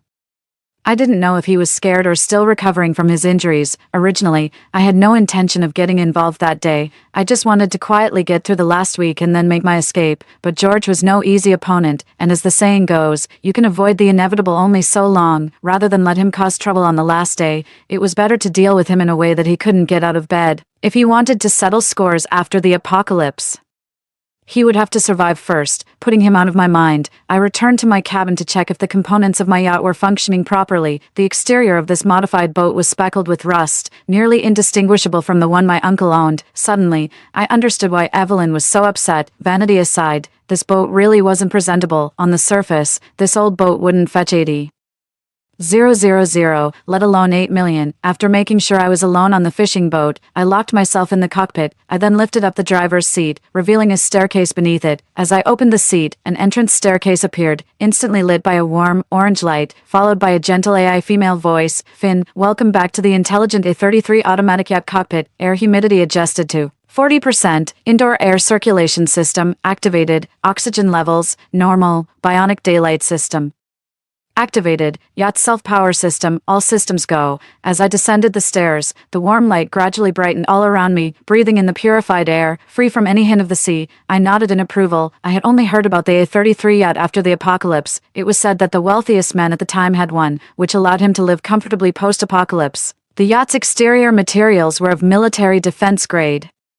Its unique bionic daylight and self-power systems were incredibly useful in the post-apocalyptic world. For 10 years after the apocalypse, it rained non-stop, and nearly everyone on board developed some degree of rheumatism. Everyone I saw had skin pale and damp. Only a few wealthy people could afford firewood to dry themselves on the boat. Back then, a kilogram of firewood could be traded for 3 bags of rice. Those who couldn't even fill their stomachs had to endure the dampness, which was extremely uncomfortable. Although this yacht became famous after the apocalypse, its features were somewhat redundant before it. After all, with daily sunshine, who needed to sunbathe on a yacht? With the air quality good at sea, who cared whether the air inside the yacht was fresh? So, until I found it, it lay unnoticed in the private harbor of the wealthiest man among many other ordinary yachts, thanks to its redundancy. Its price dropped from the initial 8 million to 5 million. And the company was almost bankrupt. After I found out, I immediately used my connections to order one from the yacht's parent company. Considering various post-apocalyptic scenarios, I paid an extra 500,000 for modifications, covering the yacht with a fishing boat shell. If necessary, the yacht could detach from the fishing vessel and navigate away on its own. I walked to the fridge, grabbed a bottle of water, and settled down on the sofa to turn on the TV, although the yacht had only 2 levels. It was spacious inside with 3 bedrooms, 1 master and 2 guest rooms, the master bedroom having a private bathroom for added privacy. As for the kitchen, it was on the 2nd floor on the west side. The kitchen was small, with an integrated induction and electric grill, and the range had directly connected to the air purification system, ensuring no smoke escaped. Cooking on the fishing boat and emitting enticing aromas could quickly attract a crowd, so in a way, this purification equipment was life-saving. Below the kitchen is an integrated steam and convection oven. Although I'm not much of a cook, this appliance seems very convenient. I've even downloaded some recipes, planning to dive into culinary skills when there's nothing else to do after the apocalypse. The yacht's refrigerator is located on the 2nd floor dining area. It's not very large, just a double door. And since I have the space, it's only used to store some everyday drinks and food. Without holding too much, what really sets this yacht apart is its party room and a gym. The yacht was initially designed with entertainment in mind, so the party room is even larger than the master bedroom. It includes a pool table, a set of computer equipment, and even a double sofa and a karaoke set. The gym is relatively smaller, but it's equipped with a set of machines and a punching bag setup, which is quite energizing just to look at. I take in every corner of the yacht and then lean back in the living room to watch a movie I had previously downloaded. I take a deep breath. Now everything is ready, just waiting for the typhoon to hit. However, I might miss the typhoon, because I am leaving the harbor early tomorrow morning, heading directly to a region of the sea unaffected by the typhoon, and the seawater backflow will happen 3 days later. As long as Abigail wakes up tomorrow and remembers to work on the boat, she will survive. I lean on the sofa, gradually becoming drowsy, and just as I am about to fall asleep, suddenly my phone rings. Startled, I immediately answer it, and hear a man's nervous voice on the other end. Boss, a crowd has suddenly gathered at this young lady's front door. The 2 of us, we might not be able to fend them off. It's George. I am instantly alert, pulling a black object from under the sofa and tucking it into my waistband. Hold them off. I'm on my way. The gun was procured for me by the head of security, Gavin, who used to operate in northern Myanmar. At first, I casually asked him, and he laughed it off saying he didn't have one, so I didn't press further. Later on, as the money I offered increased, all in cash, Gavin wavered. Eventually, during one of the shipments, he discreetly handed me a small box. Inside, there was a Beretta 92 with a silencer and a modified version, along with neatly arranged bullets and custom-made holster accessories. Clearly, this was acquired through unofficial channels. We tested the gun at midnight, and once confirmed it was functioning properly, I didn't hold back and handed him $100,000 in cash. With only 3 days left, money was almost useless. After the apocalypse, security at sea is a major issue. Even though I've hidden the yacht, we could still encounter gangs of robbers, so it's best to be prepared. Taking advantage of the night, I led people directly to Abigail's front door.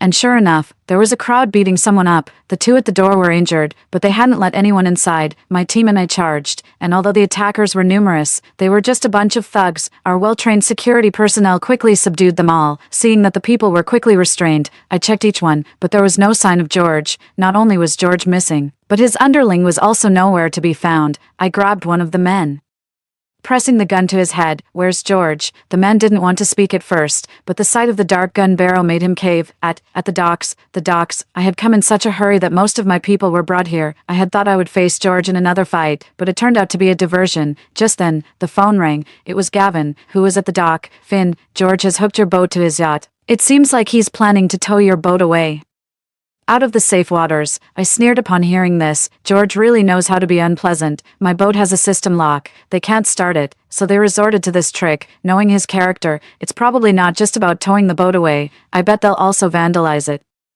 Little do they know, the fishing boat is already broken. After all, the $500,000 I spent on modifications wasn't for nothing. The boat's entire propulsion system is powered discreetly by the yacht, and they have no clue how to operate it. Even if they smash the fishing boat, it won't matter. Moreover, the yacht has a tracker. Wherever they dump the boat, I can find it. On the other hand, towing such a heavy boat out of the area, it's uncertain whether his yacht will have enough fuel to return.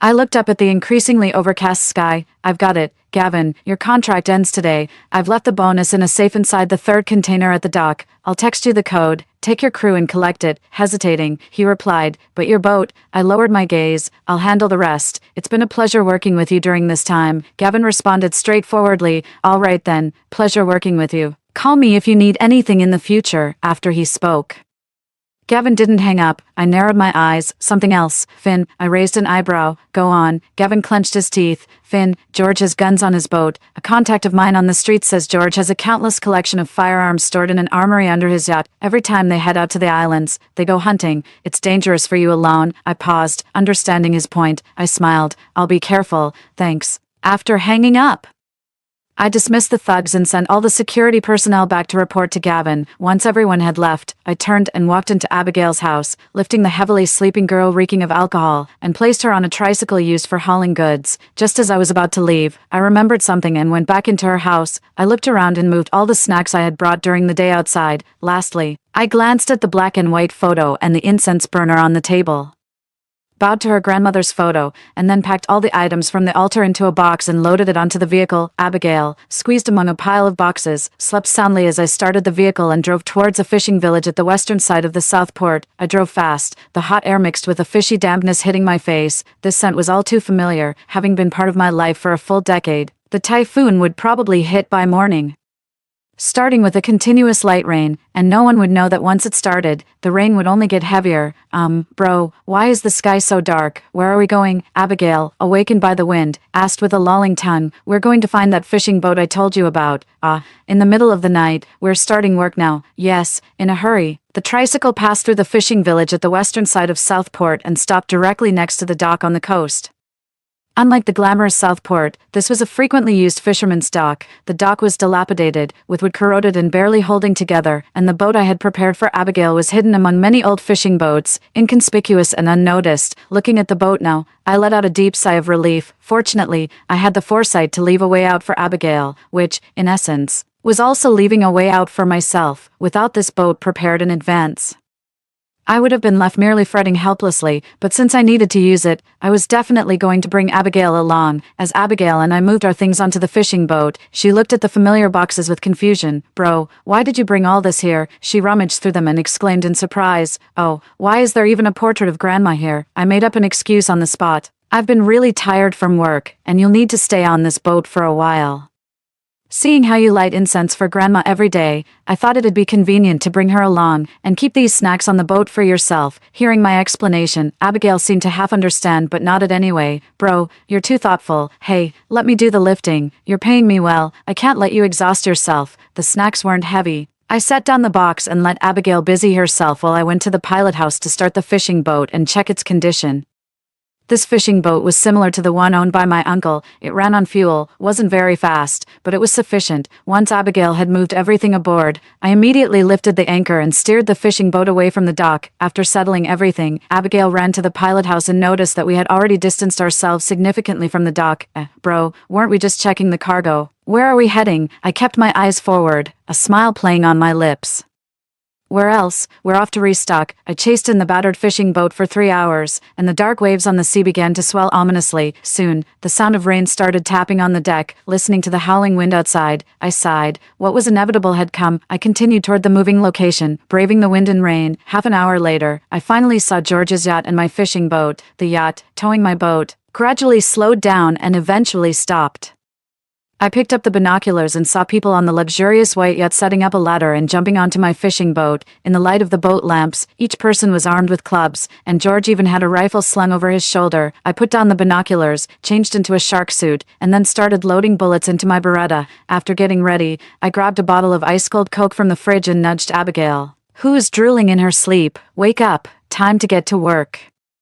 The cold sensation startled the girl on the shabby sofa, and she sat up abruptly. Then looking out the window, she slumped back down, muttering, "It's still dark out." I pulled her up from the sofa and pointed to the lit-up yacht ahead. "See that yacht? In a bit, you'll steer our boat close to that yacht. Remember, glide slowly by, stop next to it for 10 seconds, then head north and keep going until the weather clears." "Got it. Pass close. Stop by the yacht for 10 seconds.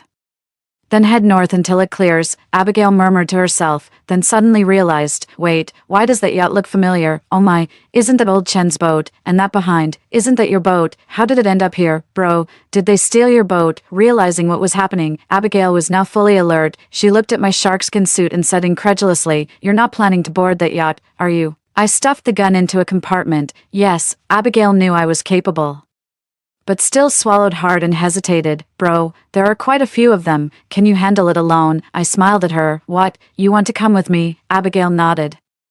"It'd be better to have someone watch your back." I laughed. "Watch my back? Nonsense. Girl, from now on, you're not to leave the ship. Got it? But, no buts, I'm hiring you now. I'm your boss, and if you want your salary, you'll do as I say. Remember, just steer towards clearer skies and don't move from there. I'll find you later." Seeing my determined attitude, Abigail finally waved her hand in agreement. All right, you're the boss. I'll obey." With that, she took hold of the helm with one hand and turned the boat towards the yacht. Abigail's boating skills weren't great, but under these circumstances, that was the least of our worries. She steered the boat precariously close to the yacht, while I had already crossed from the deck of our fishing boat. Taking advantage of the 10 seconds she paused, I jumped onto the back of George's yacht. After those 10 seconds, Abigail continued driving the boat away, but as she left, the tail of our boat hit the yacht, drawing the attention of the people on the fishing boat. They emerged from the boat, puzzled. "Strange, why is there a fishing boat here in the middle of the night? Yeah, we're even outside the safe zone." George, holding a gun, spat disdainfully at the sight of our clumsily driven fishing boat. "Who cares? Might be a smuggler delivering goods. Don't just stand there. Smash the windows. Don't leave a single one intact."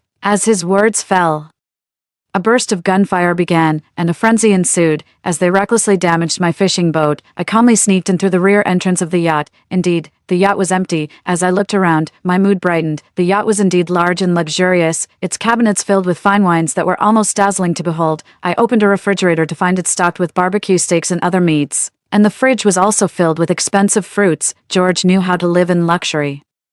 Too bad he wouldn't be enjoying it any longer. As I moved along, I stuffed all the edible goods I could find into my space. I even pocketed a few cigars I found on a cabinet, sweeping through as if I were stocking up. Eventually, I reached a locked door at the lower part of the yacht. Outside, the sounds of waves, rifle fire, and maniacal laughter filled the air. I stood 5 meters away from the door, took advantage of the chaos, and shot the lock. The gunshot, masked by the noise, went unnoticed.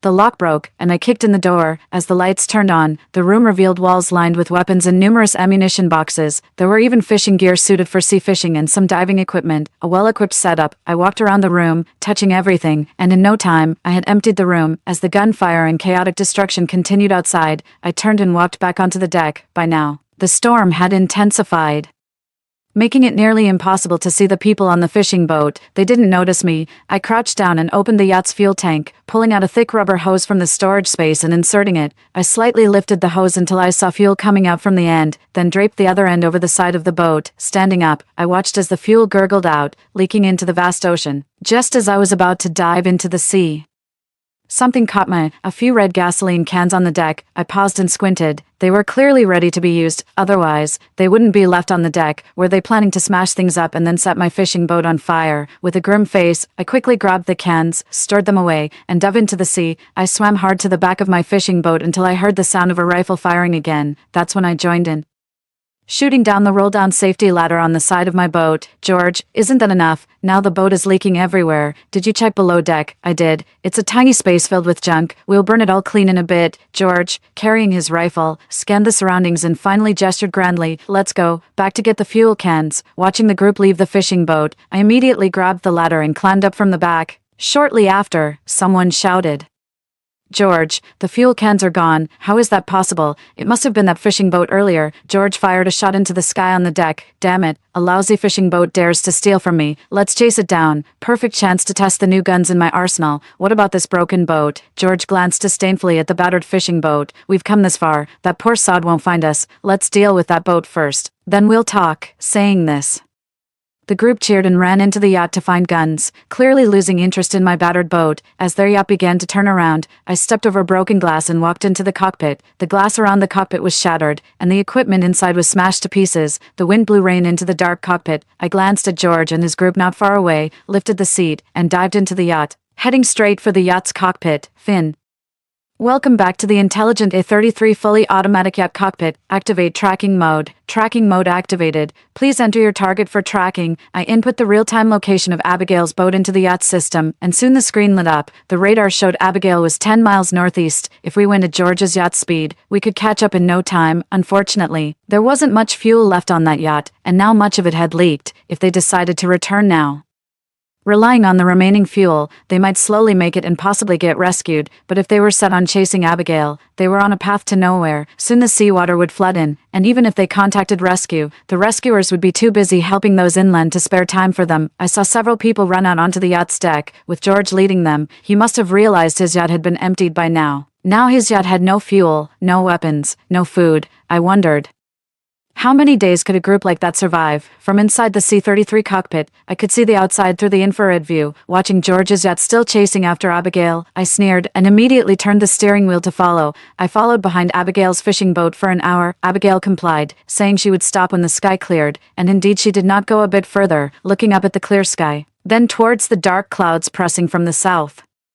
I steered the broken boat right alongside Abigail's. She darted off towards the cabin. I forgot to turn off the stove. I sighed as I watched her scurry away, flipping the steaks over on the grill while thinking about the incoming storm. It was going to be a rough night. Arriving on the deck, Abigail had already been waiting and quickly took the rope I threw over, securing it with practiced ease. After completing the task, she finally took a good look at my battered boat, swallowing hard before commenting, "Brother, you actually managed to bring it back, with so many of them after you. Are you hurt?" Having not slept all night, I leaned against the railing, exhausted, and pulled out a pack of cigarettes to light up. "Don't worry," I came out unscathed, seeing that I was all right. Abigail finally relaxed.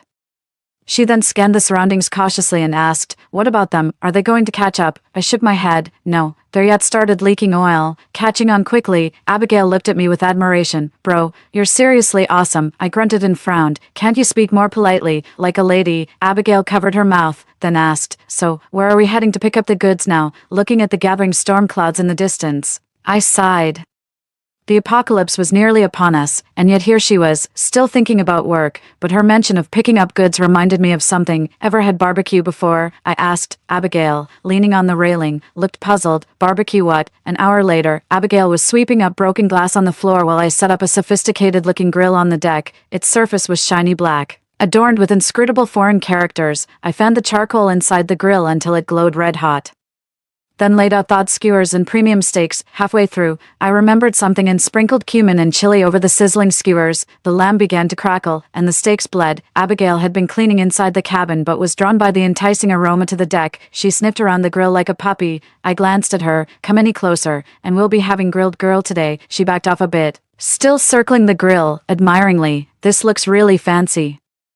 I've never seen such thick cuts before. Of course, they were fancy. I had taken all the good stuff from George's yacht. While fanning the flames and flipping the meat, I watched the smoke curl upwards and thought about the approaching storm. It was set to hit the mainland from the South China Sea, and we in the North Sea region would feel its impact a day later. For now, we could still enjoy the sun and sea breeze, savoring what might be our last barbecue at sea. Soon, the rain clouds would block out the sky, and no one would see the sun again. I glanced at Abigail, who was still circling around in the sun, and handed her a skewer of perfectly grilled meat. Try some of my cooking, I offered. Abigail was overjoyed with the meal, her eyes tearing up as she savored the lamb skewers and steak. Oh, brother, I've never had anything so delicious, and keep those kidneys on a bit longer for me, will you? Seeing her devouring the food while eyeing the rest on the grill with such longing, I couldn't help but twitch a smile. You sure ask for a lot. Before I could finish, Abigail suddenly remembered something and shoved the steak on her plate. Darting back towards the cabin, I forgot to turn off the stove. Afterwards, she carried the small plate in her hand and dashed back to another fishing boat. I bit into a greasy skewer of meat and looked up to see her nimbly jumping between the two boats. She landed gracefully onto the opposite deck, light as a bird. Curiously, I stood up to see her enter the cabin and place the plate on a makeshift altar inside. She then knelt before a framed picture and muttered something. Soon after, she hurried back, grabbed another skewer of cooked meat, and devoured it voraciously. I watched as Abigail's slim shoulders under her dungaree straps and her cheeks, stuffed like a chipmunk's, moved, glancing at the cabin across from us. I handed her all the kidneys and chicken wings from the grill. Abigail held food in both hands, her eyes sparkling, seemingly recalling something. She hesitated and then looked at me, asking, "Is all this for me?" "It's all yours, eat up, and then I'll show you around." I had already eaten my fill and proceeded to take a kettle off the grill, pulled out some Taiping Hokui tea I had snagged from the yacht, and brewed myself a cup of green tea to cut the grease. At this, Abigail smiled widely and started gobbling down the chicken wings. Half an hour later, Abigail nearly choked from eating too fast. I poured her some tea to help, but she frowned after drinking it. Realizing she didn't like it, I quickly swapped it for a bottle of mineral water. After a few gulps, she finally burped satisfactorily. Abigail was diligent, quickly starting to clean up after finishing her meal. She washed the grill in no time and neatly disposed of the leftover coal ash.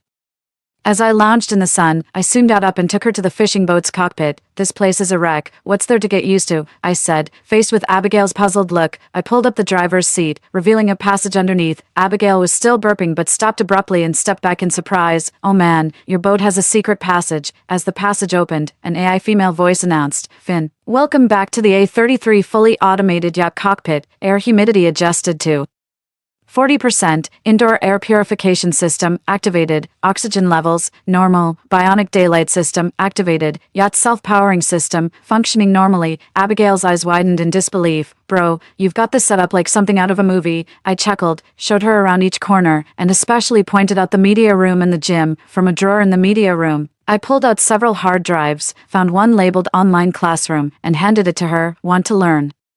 This drive has video tutorials from primary school to university. You can learn as much as you wish." Then, I led her to the gym. "Your frame is too frail. You should exercise more often. There's a TV on the wall, and this drive has workout tutorials you can watch and follow." Abigail now held another hard drive, and then I took her to the kitchen. "This is the microwave, this is the steam oven, and this is the barbecue surface, which flips over to become a stove. Here.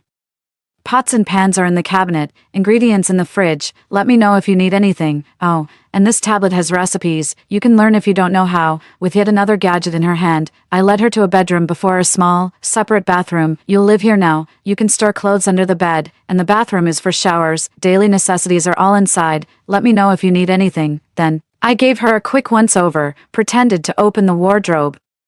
but actually pulled out some sporty, quick-dry outfits I had stashed away. The clothes were unisex, all in medium size. The wholesale prices were quite reasonable, and once worn out, these clothes could even be used as absorbent cleaning cloths. From now on, given the weather, you'll just wear these. There are 5 colors to choose from, so pick whatever suits your mood. After explaining everything, I looked up and saw Abigail standing there, completely dazed, clutching a pile of things. She looked at me and then around her, her eyes finally widening in terror as she blinked. Bro, it seems like I came here to work, right? Where is the cargo? I froze, then slapped my forehead. Turns out, I had arranged everything but had forgotten to mention the rain to her. I quickly stepped back. Hey, don't get it wrong, this thing. Facing Abigail's intense gaze, my words halted in my throat. If I say it now, she probably won't believe me. I thought for a moment and then simply explained, about the cargo, you know. It's inevitable to stay on the ship sometimes. Right now, the cargo is with my uncle. I didn't expect George to steal my boat, so I brought you here first to help me get it back. Let's call my uncle to have the cargo shipped here. And then you can start working. We'll count your pay starting from yesterday. Okay. Bewildered by my smooth talking, Abigail's simple mind couldn't quite follow. She probably only understood the bits about the stolen boat, my uncle, and that her pay was secure, which seemed to relieve her. I was scared to death. I thought you were going to make me live here. I took out the new domestic phone I had bought and immediately made a satellite call to my uncle. Kid, you remember to call me. It's windy and rainy at the dock. And if you don't come to pick up your cargo soon, I'll throw it all away. Hearing this, Abigail's eyes widened. Uncle, please don't throw it away. I'll be out of a job then. Abigail, why are you with Finn? Finn asked me to help with the inventory, and then his fishing boat got stolen and dragged up to international waters. The person on the other end paused. What are you saying? Kid, hand me the phone. I quickly took over. Uncle, is it not raining too hard at the dock? Could you come over to help us?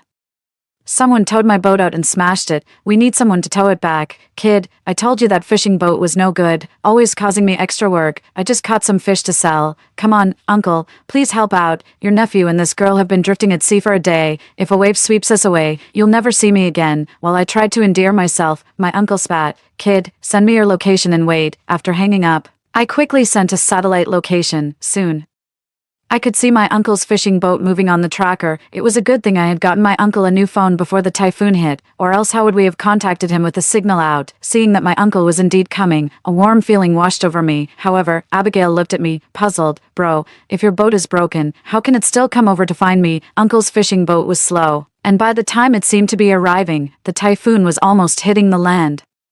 After the call with my uncle, I kept checking the weather on the deck. The sky was now densely packed with clouds, shaped like huge cobblestones, almost as if they were about to fall from the sky. I knew these were mammotus clouds, a sign of an impending typhoon, just like in my past life. Meanwhile, the yacht's TV was still receiving a signal, and Abigail, sitting on the sofa, pointed at the TV. Bro, the TV says the typhoon is coming, right? Is Finn going to be all right? She wasn't aware of the impending apocalypse. She simply watched the houses collapse, roads, cars, and large trees get swept away on TV. Completely stunned, Uncle has been at sea for many years and has encountered numerous typhoons. He won't have any trouble this time either. That's true. Abigail nodded, switched the channel, and started watching a cartoon, seeing Abigail hugging a pillow, dozing off on the sofa. I suppressed my emotions and went to the kitchen to make a cup of coffee. Then I turned around and went back to the cockpit, staring intently at the radar display. By dawn, the storm had finally reached our waters, but the coordinates of Uncle's location, which had been moving since yesterday, suddenly stopped just 5 kilometers away from us. I couldn't sit still any longer, so I climbed up to the deck. However, the moment I stepped out of the yacht, I was struck by the familiar scene before me. It was early morning, yet the sky was dark and ominous. The milky clouds had vanished, replaced by thunder and lightning. The sea wind howled wildly, the waves and rain lashed against the cabin like knives, making a deafening noise. Above the sea, fog was rising, and black, massive waves surged like giant creatures through the mist. What shocked me more were the several waterspouts, tens of kilometers away, piercing the sky and the sea, moving slowly. Waterspouts. I vaguely remember that in a past life, Uncle and I also faced death at sea and barely survived when the sea began flooding the land, but back then, we were within a safe maritime zone and didn't see any waterspouts. The appearance of so many this time was extremely dangerous. As a huge wave rolled towards us, my thoughts were abruptly interrupted. The dark waves around us were already tossing the boat, and as the two boats were pulled by the waves, they inevitably collided with a loud crash. I steadied myself. watching as the waves outside the window grew taller, eventually resembling dark, solemn mountains, a frightening sight. Fortunately, before the storm clouds had approached, I had already moved the supplies from the other boat over. For safety, we had to disconnect the two boats. Just as I steadied myself, a massive wave surged, lifting the other boat. Suddenly, that boat tilted up to several meters high, almost flipping onto my boat. I didn't hesitate.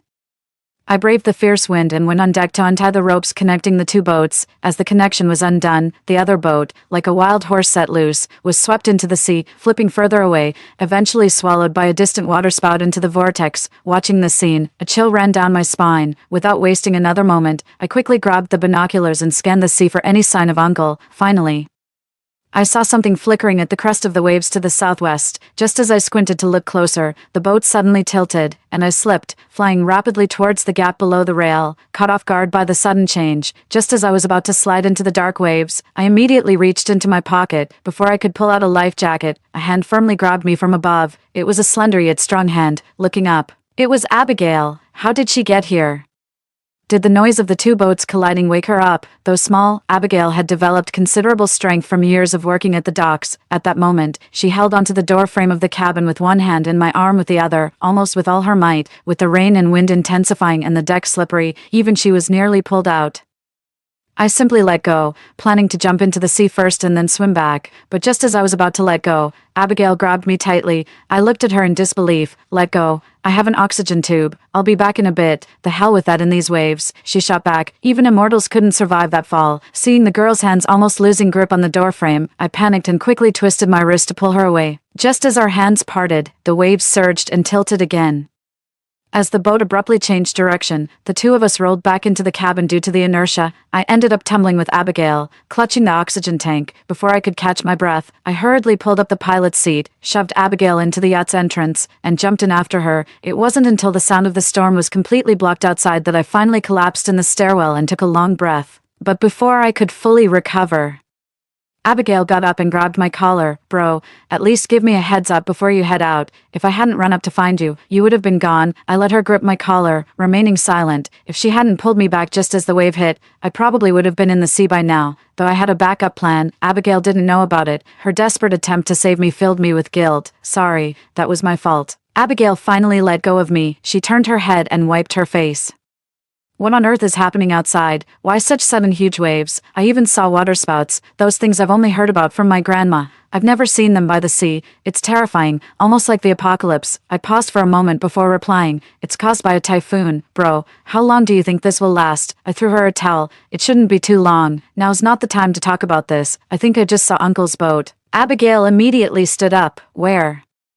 I walked into the cockpit, turned on the monitor, and pointed to a spot between two converging waterspouts. Over there, Abigail looked at the two menacing moving columns of water and the radar signal that flickered closer and farther away, swallowing nervously. Can Finn's boat outrun those things? I shook my head. A fishing boat trying to escape the grasp of two waterspouts was a fantasy, Abigail anxiously said. What do we do then?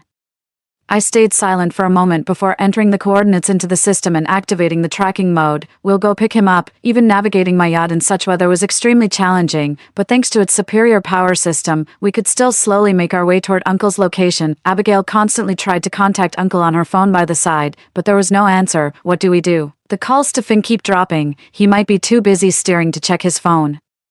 I gripped the helm tightly, battling the waves while focusing intently on the radar ahead. Just as we were halfway there, a massive wave suddenly surged forward, pushing our boat back several hundred meters. Watching the two waterspouts closing in on the boat flickering in the lightning in the distance, I broke out in a cold sweat, but I dared not hesitate and continued to steer towards it. As long as Uncle could break out of the waterspout's grasp, I could save him. Just as I was pushing forward, the worst-case scenario unfolded. The two slender waterspouts suddenly accelerated, quickly converging on the middle boat, and that boat never made it out. Soon after, as the two waterspouts merged into a larger one, the middle boat was helplessly swept up in an instant. Watching the uncontrollable scene unfold before me, I punched the dashboard in frustration. Lost in shock, I felt a sharp pain in my arm. Looking down, I saw Abigail clutching my arm so tightly she almost drew blood. Her eyes were red, filled with disbelief. Bro, was that Finn's boat? I looked at the disappearing coordinates and sat down on the floor, unable to speak for a long time. I didn't even dare lie to her and say it wasn't so. It wouldn't be an exaggeration to say that Uncle had watched Abigail grow up, witnessing such a brutal scene. How could she not be heartbroken? Looking up, the ship had already vanished into the waterspout, which was now rapidly approaching our direction. Without further hesitation, I stifled my grief and immediately turned the helm, steering the ship swiftly in the opposite direction to escape. The farther we got from the waterspout, the less resistance the ship faced, and the faster we could escape. Soon, we had left the danger zone behind. I felt like a deflated balloon, leaning on the control panel, my mind in a haze. Day 3 of the storm, night. After 3 days, the sea finally calmed down, and the waterspouts that had been chasing us gradually disappeared. The satellite cloud images were as pale as they had been in the past, and over the past few days, my phone had been bombarded with news alerts from around the world, the sound of red alerts exploding continuously, filling the cabin. Once the red alerts ended, the typhoon on land must have also subsided. After that, there would be no more land in the world, and the global population would be directly reduced by 2/3. What awaited us next was an endless onslaught of rain. Day 4 of the storm, early morning. Abigail brought a cup of milk into the cockpit. Her eyes were dry and red, clearly showing she hadn't recovered from days of crying. Around her neck hung the phone that could connect to Uncle, and it seemed she had been constantly trying to make a call. She put down the milk and picked up the phone to dial a satellite call once again. This time it was just endless busy signals until she hung up. Outside the cockpit, the sky remained overcast, the rain falling fiercely during the day and easing slightly at night due to the drop in temperature. I didn't look outside anymore but tipped the milk from Abigail and patted her back, about to offer some words of comfort when suddenly the phone hanging on her chest lit up. A ringtone abruptly sounded. The screen displayed the word Uncle. Abigail and I exchanged glances and quickly picked up the call on speaker. Soon, a familiar voice came through.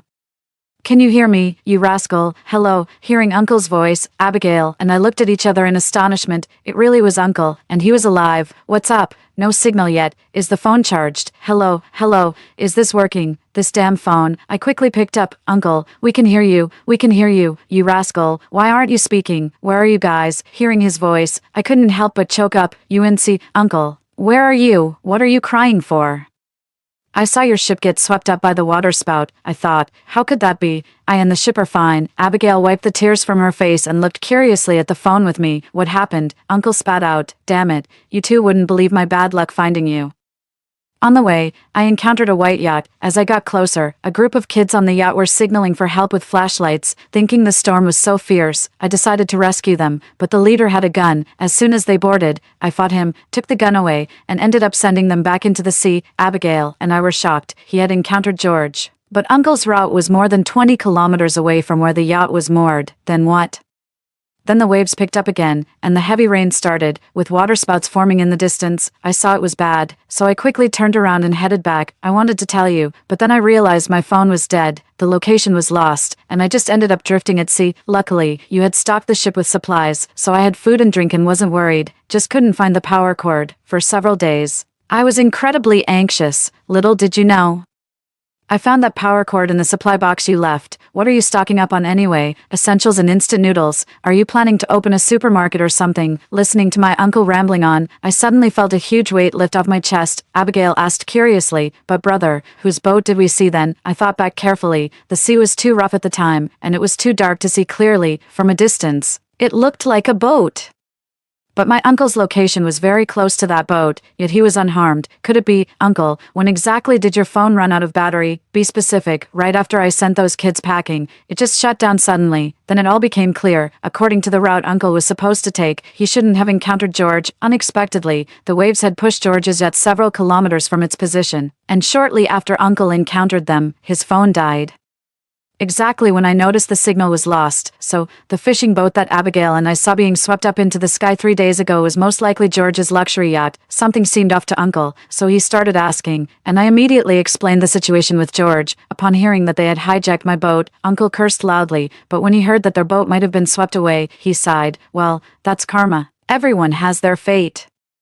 I didn't want to dwell on George's issue and decided to set sail immediately. Uncle, you wait here. We're coming to you. You're coming. Isn't your boat broken? With the coordinates set, we found my uncle in no time. With my supplies, he was living comfortably. He walked from his fishing boat to mine, looking disdainfully around at the battered, leaky vessel. These damn pests, they really leave nothing behind, do they? I chuckled and pulled out the driver's seat for him. As the entrance to the yacht appeared, my uncle's eyes widened like saucers. He looked down the corridor in shock and then at me. Finally, when Abigail passed by with some braised pork, he followed the delicious smell and hurried downstairs. An hour later, Uncle was picking his teeth at the dining table, banging on it. "You sly kid, you've got quite the setup here, hiding such a big yacht beneath this. No wonder it lived so deep in the water." I quickly handed him a pack of cigarettes. "I've been telling you to come over. You have no idea. Seeing your fishing boat being swept away. These past 3 days Abigail and I have been constantly in tears." Uncle looked at me. "I believe Abigail. But you, crying." Abigail snickered, and I glanced at her before smiling warmly at my uncle. Really, I did shed a few tears. After Uncle had his fill, I immediately gave him a tour of the yacht. From the bedroom to the entertainment room, then the gym.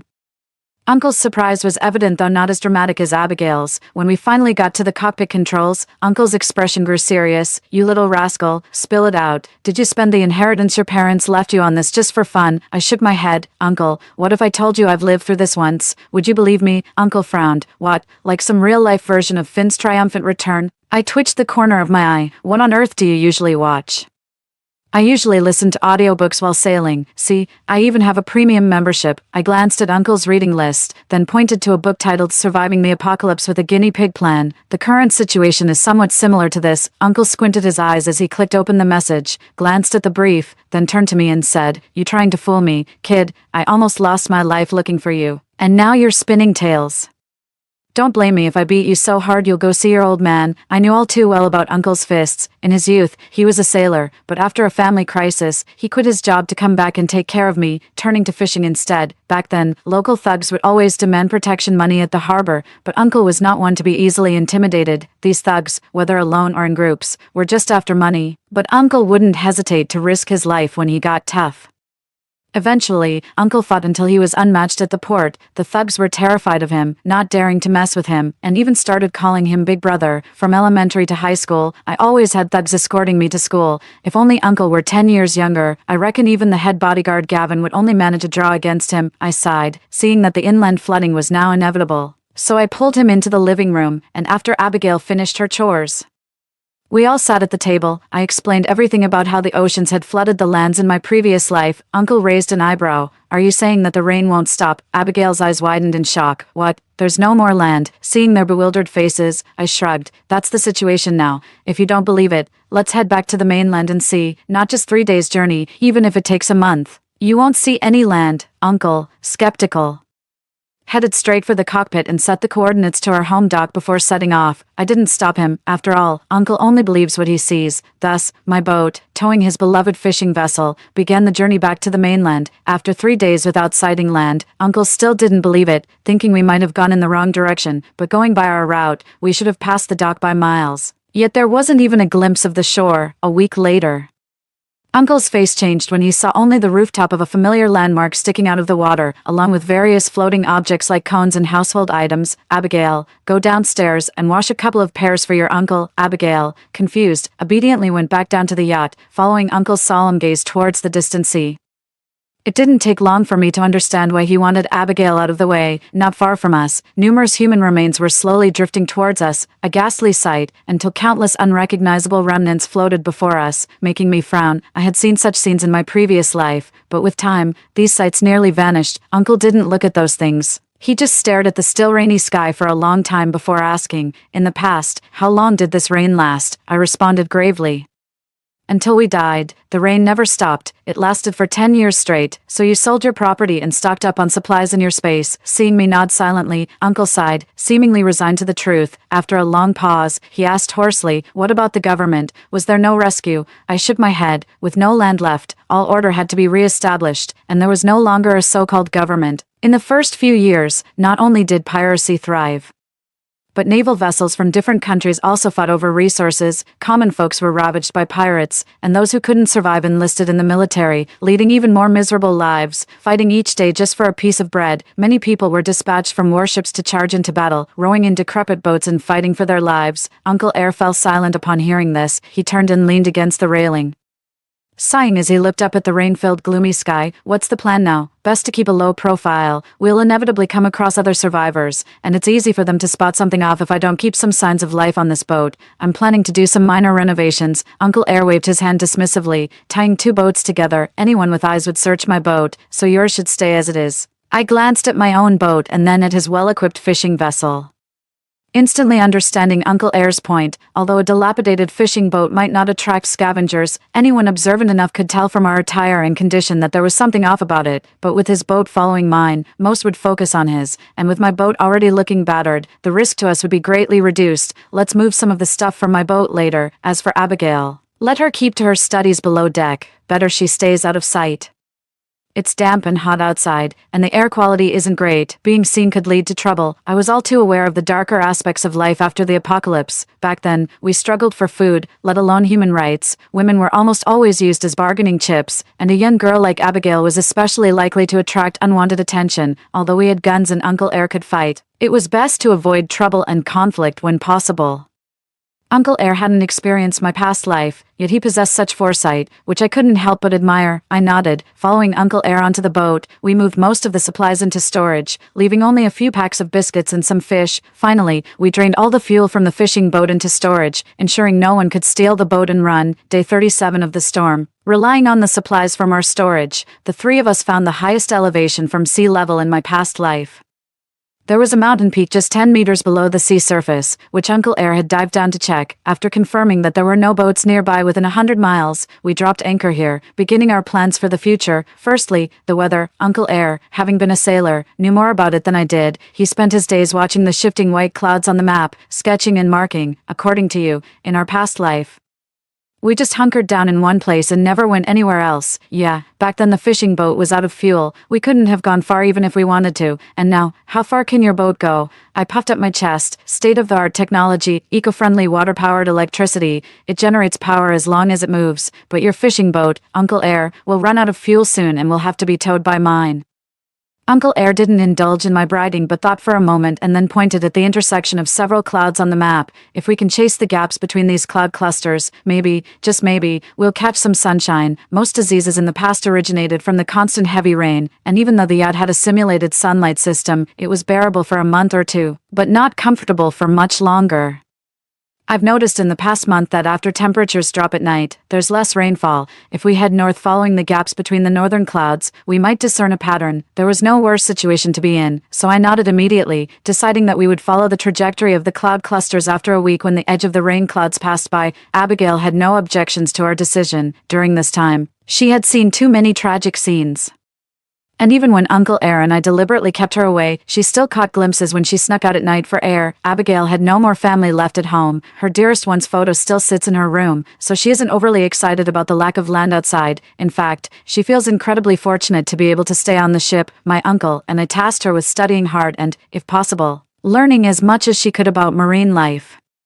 My uncle wants to train her to be a competent sailor, teaching her more about navigation and self-defense so that she could survive on her own if one day we were no longer around. Abigail was obedient, studying diligently every morning and exercising with my uncle in the afternoon. She ate and drank as usual, never questioning the food that mysteriously appeared in the fridge. Moreover, she was keen on using the unfamiliar kitchen appliances, often watching videos and experimenting with new recipes. Although the outcomes were hit or miss, when the dishes turned out well, my uncle would heap praise on her. The failures ended up on my plate, yet he continued to praise her efforts. With such encouragement, Abigail's cooking skills improved significantly. By the time of my uncle's birthday, she had mastered baking cakes, attempting 4 at once, 2 misshaped, and 1 turned into a biscuit. I wanted to tell her about the ready-made cakes I had stashed away, but seeing my uncle happily eating the lopsided cake she decorated, I held my tongue and continued to munch on the failed cake bases, praising her culinary skills alongside my uncle. On most leisurely days, we encountered passing yachts, fishing boats, and even military ships. When encountering larger groups, we would flee. One night, for safety, my uncle and I took turns keeping watch. It was my turn when I noticed a fishing boat slowly approaching us.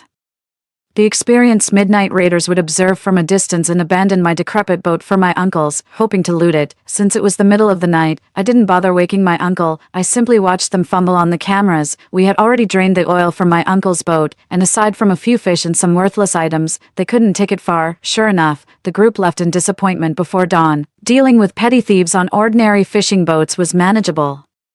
But military ships were a real problem. In my past life, I'd experienced how those aboard military ships would deceive survivors into boarding under the guise of rescue, only to use them as forced labor. Victims would be controlled to scavenge materials from the sea, receiving barely enough food to survive, while the higher-ups hoarded most resources. Forced labor was one thing, being compelled to fight was another. Countless wars between military ships accumulated only bones and spoils enjoyed by those in command. Those who disobeyed and tried to escape were typically thrown overboard. The consequences would be unimaginable if Abigail were discovered by one of these military ships. To avoid contact with military vessels, we would shut down the yacht's electrical system in advance, and all three of us would hide below deck, feigning death. The enemy ships, unable to detect any signals, wouldn't bother with an aimlessly drifting wreck. After all, derelict boats were common at sea. At most, they might send a patrol to my uncle's boat to check for survivors, but often they would just pass by without a second glance. Thanks to the yacht's built-in hydroelectric power, we never faced the dilemma of a powerless ship, even as we cautiously navigated the seas knowing that any operational ship years later would likely be controlled by powerful forces. Anyone spotting a moving ship at sea was either overwhelmingly powerful or simply outmatched. For months into the relentless storms, after tirelessly chasing day and night, we finally witnessed the first rays of sunlight in this post-apocalyptic world. Though it lasted for only a brief few minutes, the sight of sunlight filtering through the heavy clouds profoundly moved all three of us, given the perilous conditions at sea. Abigail hadn't been on the fishing boat for quite some time.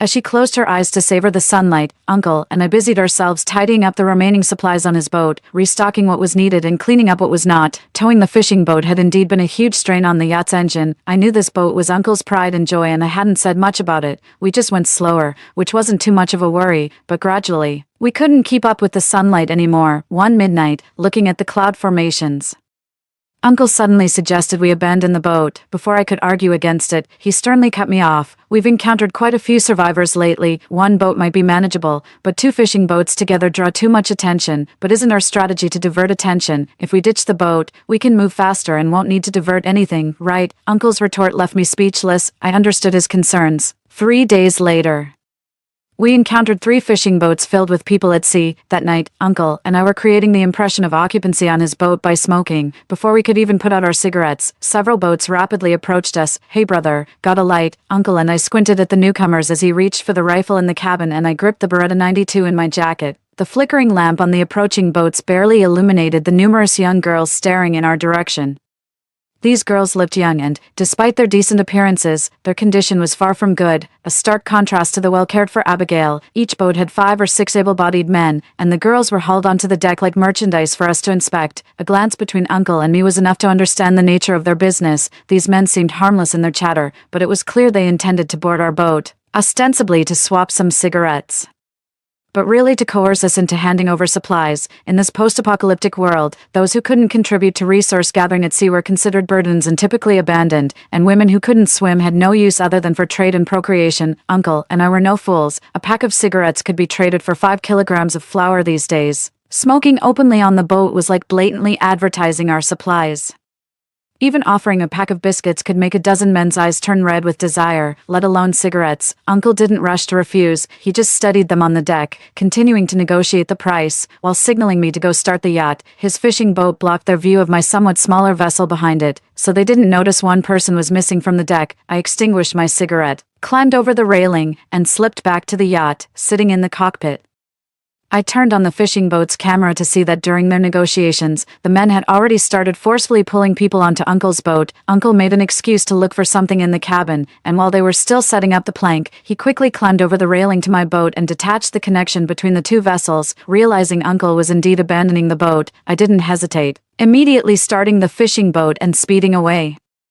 Taking advantage of the night, I drove the boat for several kilometers, escaping into the darkness. It was only when we could no longer see those ships that we gradually slowed down. Abigail got up in the middle of the night and was puzzled to see neither of us asleep. We didn't mention what had just happened on deck, simply explaining that we sped up because the fishing boat was too slow and we left it behind. After the apocalypse, abandoned fishing boats were a common sight.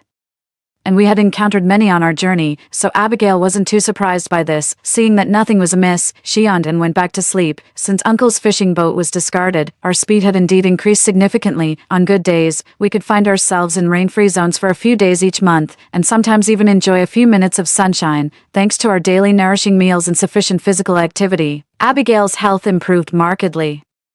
She had grown a few centimeters taller, her skin had lightened, and she looked almost indistinguishable from a well-to-do young lady. Before long, Abigail expressed her desire to join the rotating watch duty. I had no objections, but Uncle was getting older and his spirits weren't as high as before due to the constant disruption of his day-night cycle. Despite his initial reluctance, he eventually agreed under the persistent persuasion of Abigail and me. Abigail proved herself capable during her watch. One night, she noticed a military ship approaching in the distance and quickly and decisively shut down the ship's electrical system. I only found out about this when I got up to use the bathroom and realized the lights weren't working. Seeing Abigail's growing vigilance and competence, Uncle and I felt reassured. We thought we could maintain this way of life indefinitely, but it wasn't long before we ran into trouble. After 3 years of relentless rain, our still seaworthy vessel had caught someone's attention. Despite our caution, a military ship had been tailing us for days and eventually, we were surrounded by a group of ships dispatched to intercept us. Initially, their reconnaissance teams had spotted us using small boats that we couldn't detect. By the time their military ships showed up, we realized we had been discovered long ago. By then, it was too late.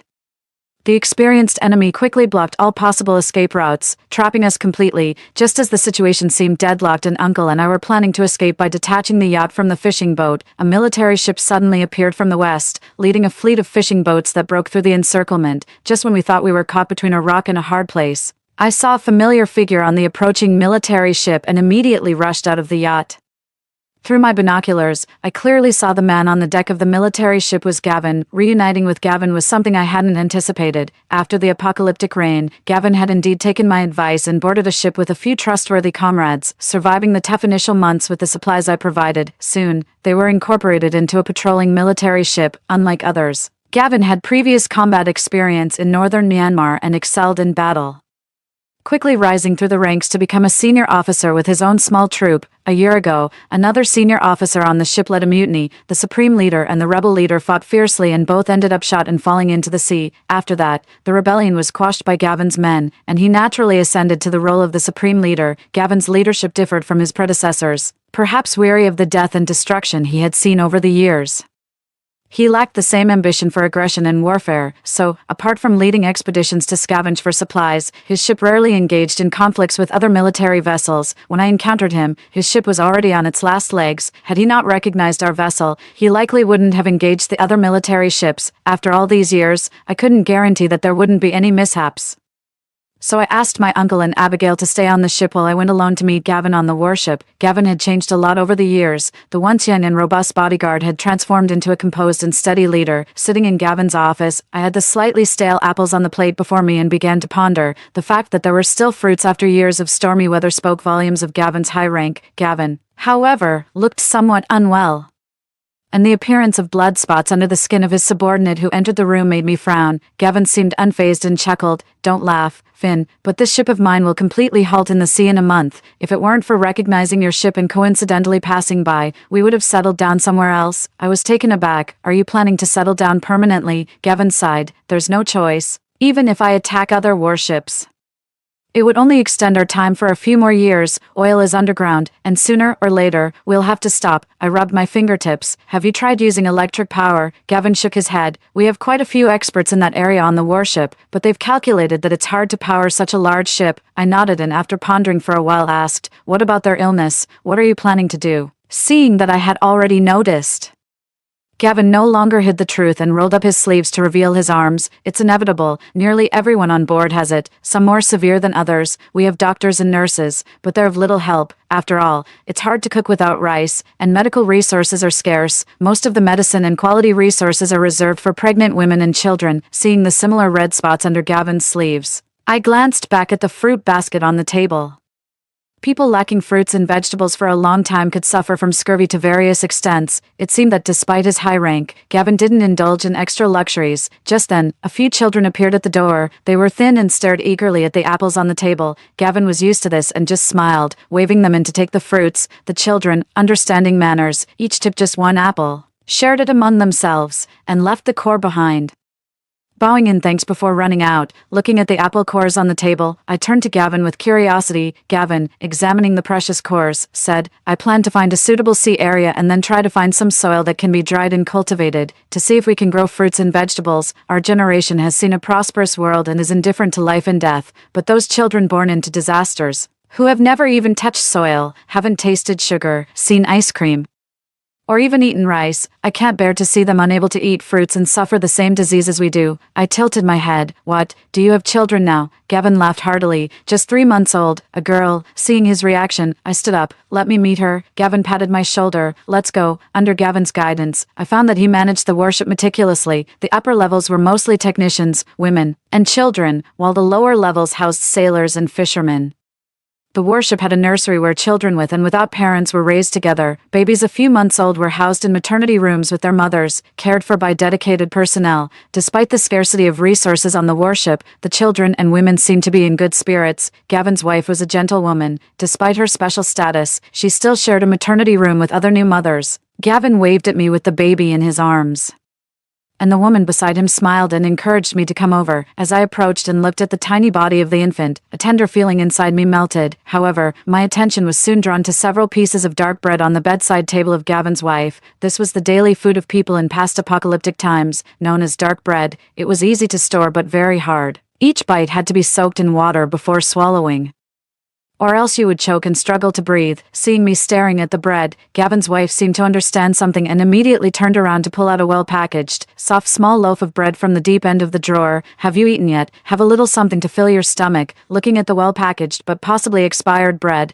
I understood how valuable this item was to them. Feeling a lump in my throat, I turned my head away, took a deep breath, and grabbed Gavin, who was still putting the child to sleep. Gavin, I can help with the cultivation. As I was leaving, under Gavin's astonished gaze, I pulled out several packets of brown sugar from my pocket and left them in the maternity room. Then without delay, I hurried back to my fishing boat. After returning to the boat, I discussed the situation of the worship with my uncle, and Abigail affirmed my decision. My uncle, however, looked thoughtful. You need to understand, commanding a worship is no simple feat. Respecting my uncle's caution, I replied, I understand your concerns, but drifting at sea all year round is not a sustainable plan. So far, Gavin seems like a competent leader. We have been chasing the sun at sea all year, alone and isolated. I want to use his worship as a pilot to see if we can cultivate land crops, only when resources are plentiful, and people are not worried about food, allowing for the formation of reasonable trade relations. Will the seas become safe, and human, material, and technological resources can significantly improve, then there will be more possibilities for survival on the sea. What do you think? After a long pause, my uncle sighed. You can help them, but this ship cannot join them. There's an uninhabited wasteland of fishing boats about 10 nautical miles away. Put the supplies there and let them fetch them. My uncle was cautious. He didn't want me to expose that I had space capabilities, which was also my intention. Agreeing on this, I didn't delay further. In the middle of the night, I took out some of the soil, fruits, vegetables, milk powder, medicines, and even some previously stocked daily necessities and livestock, placing a portion on those long-abandoned fishing boats. The next morning, my uncle dropped me off at the worship, and I led Gavin to the fleet of fishing boats to retrieve the supplies. Seeing so much fresh produce and even daily necessities and medicines, Gavin's eyes welled up with emotion. He trembled, unsure of what to say, seemingly wanting to ask something but held back. After hesitating for a while, he finally choked up. I thank you on behalf of everyone. I shook my head, looking at him seriously. Gavin, my abilities are limited, but I hope these can help you all. There are capable people on your ship. These items would just go to waste with me. It's better if you take them and see if you can manage to reproduce and cultivate. Gavin shook his head vigorously. Finn, don't say that. It has always been you helping me. If it weren't for you, my brothers and I might have. I waved my hand to stop him from continuing to bring up the past, then looked up at the cloudy sky. It looks like it's going to rain heavily again. Let's get everyone to move the supplies first. Gavin then refrained from saying more. Immediately, people were tasked with transporting the items onto the warship.